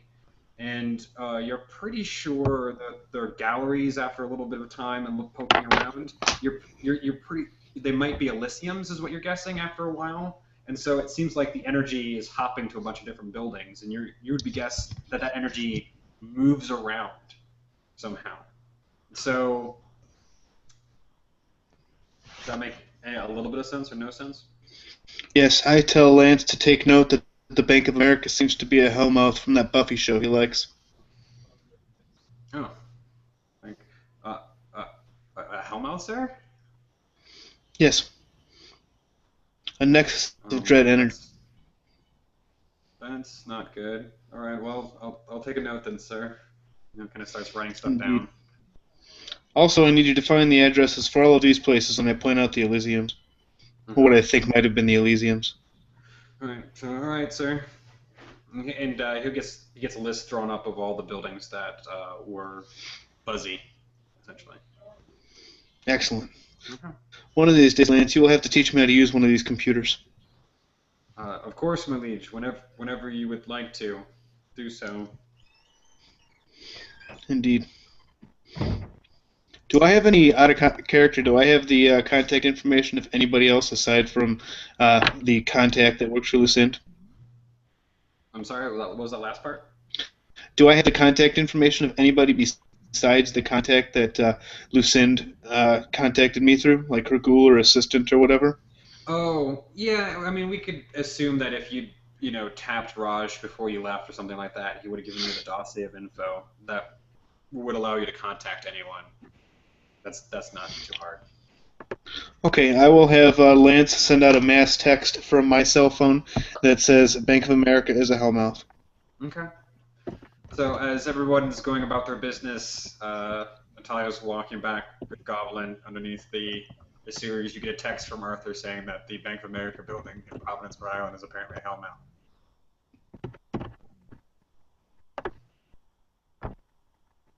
She apparently stores that information and keeps walking like, okay. Oh, me? Well, that would, yeah. Natalia's like, I'm just saying you were the first one. I was letting you have your reaction first. Like, you get a text that apparently it's a hellmouth.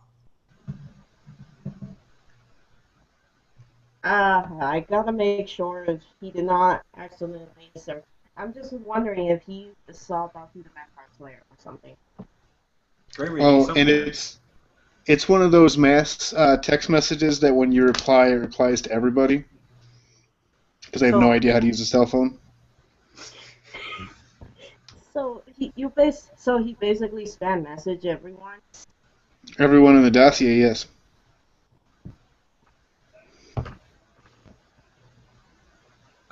Rook will respond back with a text to everyone saying "great" with an exclamation mark.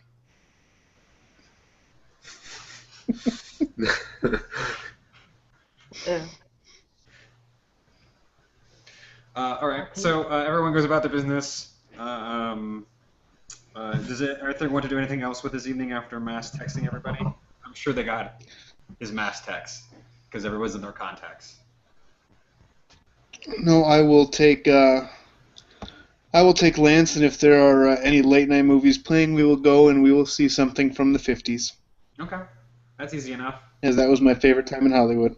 All right. Sure. There's probably some sort of late night dive theater.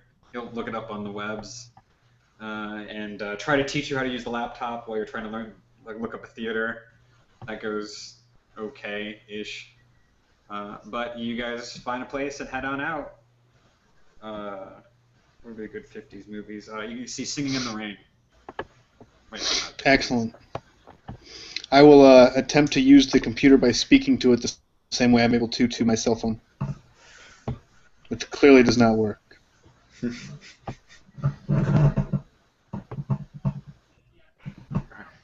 Like, no, sir, you have to type everything. Lance tries to teach you how to type on the keypad, and that apparently takes a little bit of time. Like, no, you can't talk to it, sir. You have to type. And what do you mean type? And that whole becomes like its own thing. I will eventually get the hang of it, and then I'll go see the movie. Natalia, you are. Yes, you go see the movie. I apologize. I thought that part was assumed. But yes, you go see the movie. So, Natalia, you're heading back with Goblin, and you arrive at Warwick's salon. It's done up in a very Louis the 14th extravagant, kind of Paris Renaissance way. Everything is porcelains and inlaid golds and fine marbles. There is a ghoul playing a harpsichord in the background, and Warwick is wearing incredibly anachronistic. He has not changed his dress since then. He's got the frills and the frock coat and the big old cod piece, wearing tights. And Warwick is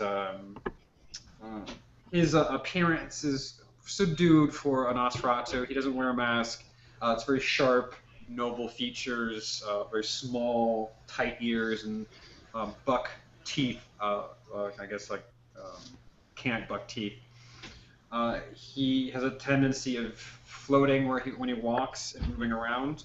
And as Goblin walks you in, he sees you enter and goes, "Oh, dearest sister, please enter." And he walks you over, pulls out a chair, sets you down. Oh, of course, he kisses your hand, sets you down. "May I offer you something to drink?" You're muted.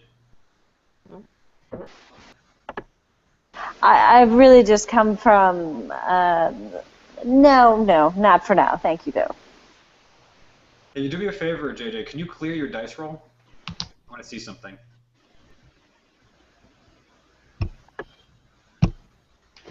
Yeah, should clear in a moment. Cool. I just want to see if it wasn't switching because of that. I apologize, Carla. What did you say? I just said no. I'm quite all right. I must find some time to hunt later this evening. I have a need to be out and about. Very well. He, as a rat scurries by him, he scoops it up and breaks its neck and drains it out, kind of squeezes it like a lemon over a goblet, and it just like all this rat juice kind of blood falls into it, a couple little intestines for good measure. And she's so glad that she said no. Kind of pick it up, swivel it around a little bit, and start to drink. It's like, so, do tell, how was Adventure just about? Well, she's got quite a difficult mission. Quite a difficult and one that I must, I think, keep in confidence. For the most part, should it get out, it could really cause a panic.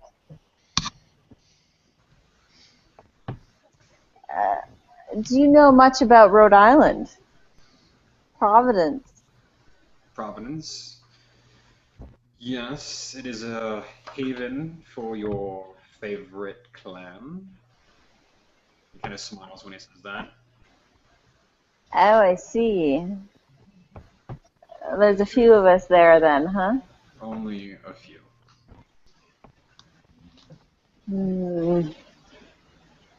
Well, It must be kept quiet, but it's not looking good for Providence. I'm guessing this has something to do with that picture show. The YouTubes, she says, smiling. Yes, I would say so. Uncle Smelly has been doing everything in his power to make sure it doesn't spread throughout this internet. So I can It's only a series imagine. of tubes. Series of tubes. Yes. I can only So, I can only imagine it had something to do with that. yes, exactly so. I think it's not my job as Archon. My first mission as Archon, isn't going to be a very pleasant one. I could say. But we're going to have to pull out all the stops and get as much information as possible on the kindred in that city. He kind of nods knowingly, like, I see. Well, I won't broach any guesses and be insulting that way, but I understand your desire to gather as much intel on people's havens as necessary. Yes. I can at least get that part started for you. Bullfrog is the primogen there. You'll want to speak with him. I've heard Squat might be better. Squad is a child. Yes.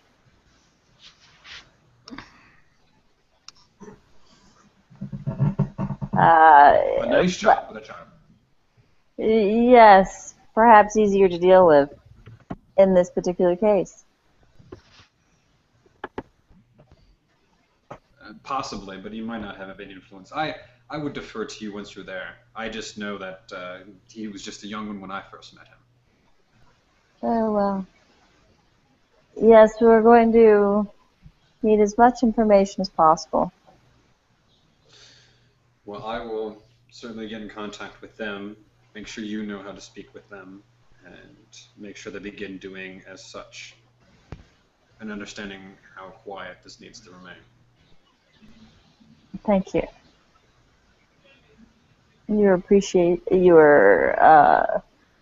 help and assistance is greatly appreciated. Of course. So, are you looking forward to your coronation tomorrow? I've never had a coronation before. This will be a first. They are quite nice. The belle of the ball, the life of the party. Have you been coronated? Once. How was it? Everything I had hoped it would be. I'm so glad. That was a long time ago. Well, I can only hope mine is as wonderful. And you two will begin to get into some small talk, finishing up maybe some of the business that you had begun before you went to the meeting, just getting some of that stuff out of the way. He gives you all the information on how to contact Bullfrog and Squad. They're literally, that's it. 2 Nosferatu in the whole city. There might be more now, but that's the last he knew. Otherwise, that's probably as much as that for that particular scene. Let's see. I know Rufus was calling it. It seemed like he was calling it a night, and Damien was talking to Peeps. Is there anything in particular either you two wanted to do? I'll scan through my Rolodex and see if I know anyone in the area. But he'll probably put off calling until tomorrow. Okay. You both have a pretty reasonable contact background, so you probably know somebody who either knows somebody who lives there or lives near there. So if you needed to contact people, it's not impossible. It's probably not some of your closest contacts or well-connected ones, but you can at least get stuff done, potentially. But you're going to just kind of do that for the rest of the evening? Yeah. Okay. And that's what Damien essentially was doing as well? Yeah, I mean, now that I have this text message that says the Bank of America building's a hellmouth, I might spend a little bit more time focusing on that specifically. Well, it's certainly, when you pull up the Bank of America building, he at least confirmed that, yeah, it's the same building those idiots were jumping around on. Uh, the site itself, it would imply that, of course, no one can go there at night, yada, yada, yada. It doesn't really talk about the video that happened or anything like that, but it's certainly the building in question.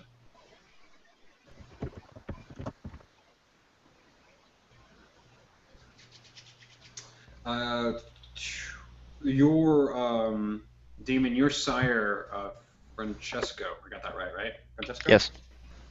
Would contact you well late into the evening, almost when it's dawn, and ask you to come on to the yacht and kind of give you a debriefing. He'd want to know everything. Would he tell him everything? Absolutely. Okay. Well, given that knowledge, Francisco would kind of sit and think for a few moments, and then say, Prince Costas will be in attendance tomorrow evening. I think it is in our best interest for you to do whatever you can to befriend him. If this will transpire, and from what I understand, the city of Boston has been closed for some time for new residents, this might cause a great deal of political upheaval. As well, if I start investing in Providence, that might be a good stranglehold once it's clear of kindred. Yes, this is good. This is good. Excellent work tonight, child. This is an excellent start. I'm sure if we befriend Castus, especially when we do get there to Providence, as long as I follow the Masquerade and kind of introduce myself, it'll raise much less suspicions for the mission to go on, because a Lasombra that's actually there and announced himself is a Lasombra that doesn't necessarily need to be watched. And who's going to engage in Mortal Kombat? Well, that's a very likely possibility given the mission. He will challenge the Prince of Providence to Mortal Kombat. It's the girlfriend texting me. That's her text noise, so I know what's up. Oh, fair enough. That was pretty awesome, though.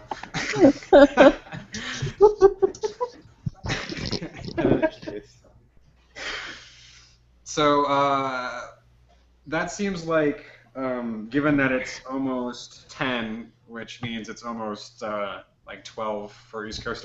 Which coast are you on, JJ? What time zone are you? Central.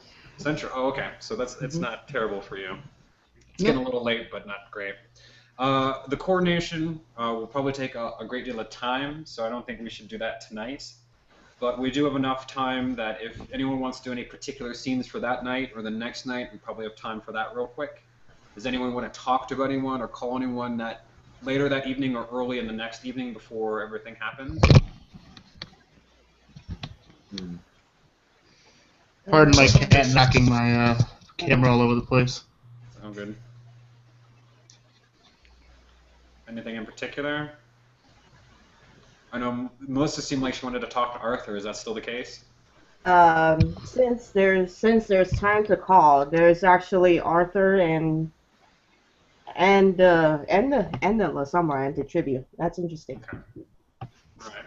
Does anyone else want to do anything else in particular? Nothing coming to mind? Okay. So what we'll do is we'll have, since the man's texting right now, I'll have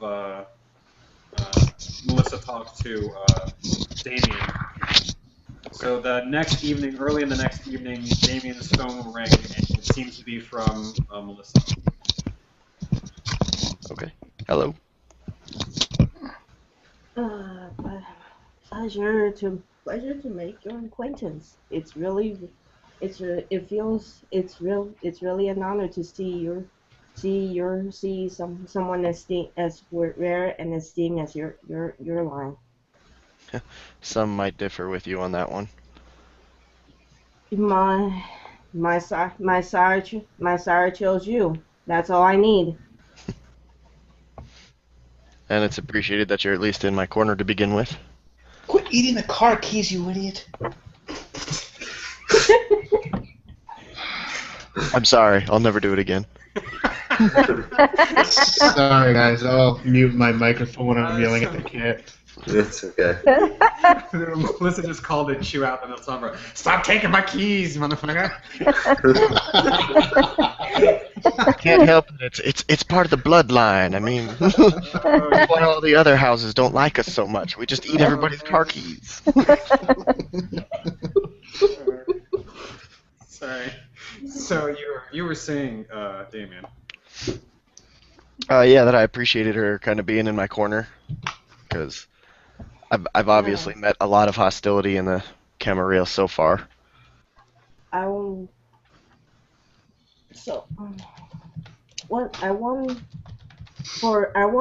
didn't get a chance to talk to you. I didn't get a chance to talk to you earlier when we were in the meeting. I take it that you're not as familiar with modern day technology. Not so much, no. Just in case, just putting it out on the table here. As Lucen has said, handling media is my area of influence, and therefore I'm up to date with tech. So feel free to work with me if such an occasion comes up. I'm sure there will be with these YouTubes and these videos and whatnot. I can do more than just that. Don't worry. I'll take your word for it, but so far I've got YouTubes with cats and fails and who knows what else Raj was into. Those are time wasters. There are more interesting tricks to play with with the interwebs. But enough about that. What about you? What's your take on our mission? Do you prefer what way do you prefer we approach this?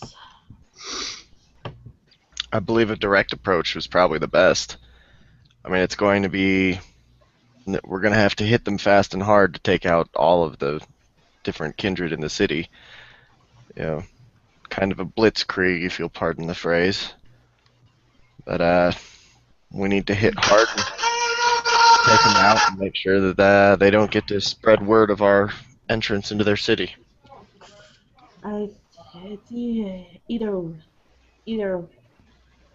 Yeah, it may be.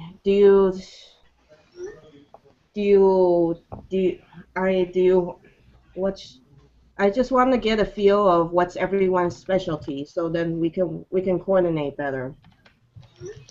What are you willing to share so far? Well, I'm bound to uphold the Masquerade. I have no qualms whatsoever with this mission as far as culling the herd and taking care of these Masquerade violators. And I'm probably the one with the best chance to get in somewhere and out unseen. Minus maybe the Nosferatu. Naturally, so you can get in and you can get out. Mystical, I presume. Mystical means. Well, if I need to rely on that, yes. All right, good. Now, another thing. Do you have any people working for you right now? I have allies and contacts in different places, but Do you have any mortals working for you personally? for me personally, not so much. Okay. Cause just in case any of us have them, I want to make sure that they know each other and know to work together as well. They can be useful, but they tend to slow me down. Oh. true, but we still need them when it's daytime. You know, is there any? Is there anything you would like? Is there anything you would like to? Is there anything you would like to say? Well, you said that you're an expert in this media. Maybe there's a way that we can work on kind of proving that this video was a hoax in the first place. If there's some way to do that. Oh, Melissa puts her hand in her head again. Not really. I am afraid. I'm afraid not. The only way I was able to take so far is to make sure legitimate media not pay attention to this and not announce this. But the people who will waste time on the internet to see cat videos and fail videos, they are just on it and examining every little detail, as Jessica and Lucen have said. Well, fortunately, that problem will solve itself in a minute.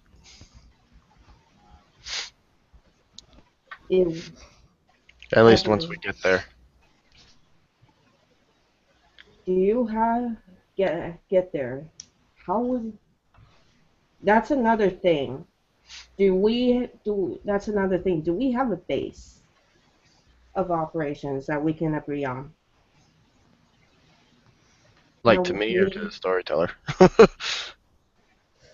Well, in character. In character to you. As far as a base of operations, the only way I know is to, follow the Masquerade and introduce myself to Prince Castus when we arrive in Providence. Figure that's probably the safest route, considering my clan doesn't have the best reputation within the Camarilla, and I'd rather not him be watching me like a hawk by not following the Masquerade. So you would, but if you would not present yourself, then they would know you're there. They would know I'm there, but I'm not going to reveal the mission until we're ready to strike. Then you're okay with being the thing that everyone's paying attention to while we're working behind the scenes? I would absolutely be willing to be the scapegoat here. It's better that than him attempting to find out why he's hearing about a La Sombra moving around in his territory without his knowledge. That would bring a whole another level of scrutiny from the vampires in Providence. Then, since you are going to be the one talking to them, would you be able to find out how their power base is? Because they would be working through ghouls mostly. If they're gone, and we miss any of them, they would raise the scene. We want to be able to get all of them. I'm going to do my best to figure out exactly who's who and what we need to take out. And preferably keep, if you want. What do you? Sounds good. Preferably keep. I'm glad we have this understanding. Yep. And she will bow and say, "Well, see you tonight. See you tonight at the coronation." Sounds like a plan.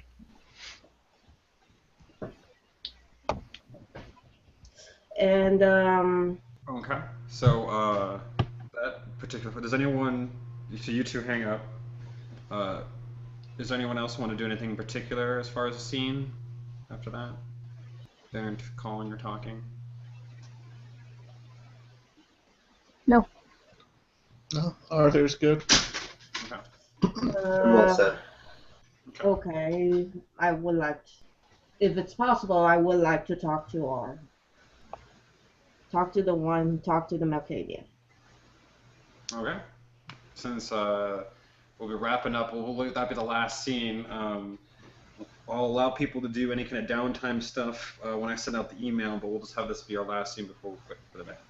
Sure. So, Arthur, your phone starts blowing up. Mortal Kombat!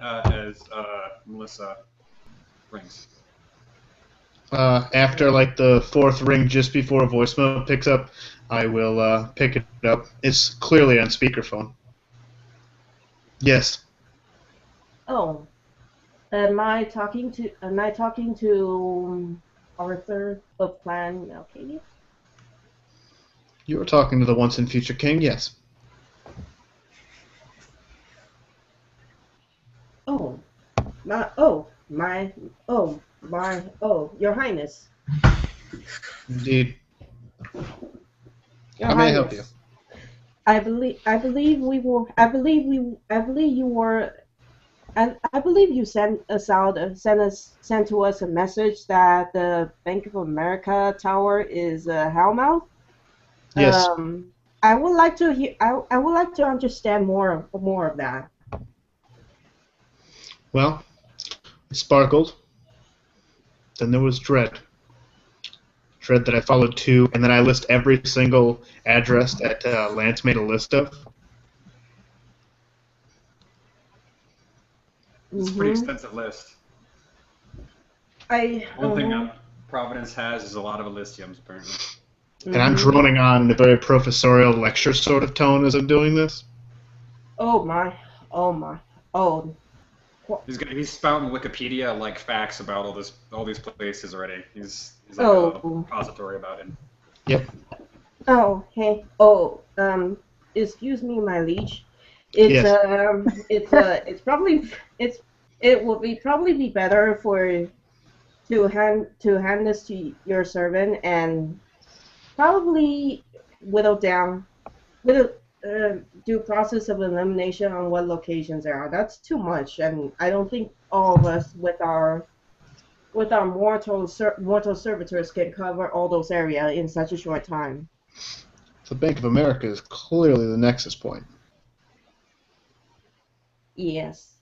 This is not the first time I've run into their evil over the decades. Understandable. So, speaking of which, is there any time for us to make a list of each other's servants so then they could work together better day, night, and cover more ground? Well, you met Lance. If you need a list for him, I suppose I could send him over to you. But he's just one ghoul. That would not be necessary then. I just have the one that was with me earlier this evening. This past evening. So thank you so much for so much for your time, my liege. Yes, of course.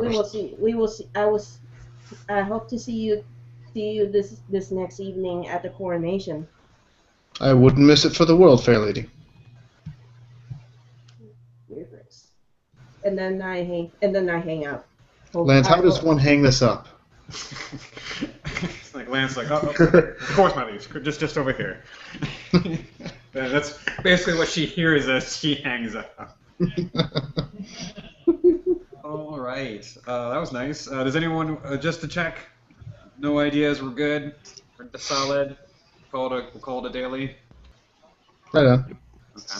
Okay. All right, well, that was our first session. Everyone can take 3 experience points for the characters. Excellent. That was a lot. Thanks.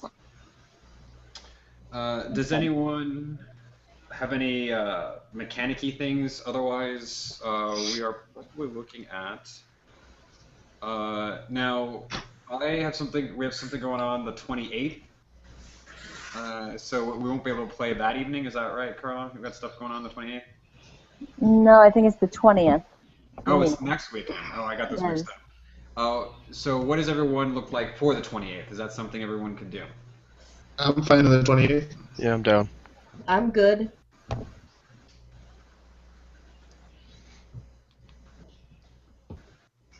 I'm checking now. Hold on. Sorry about that. Oh, good, brother.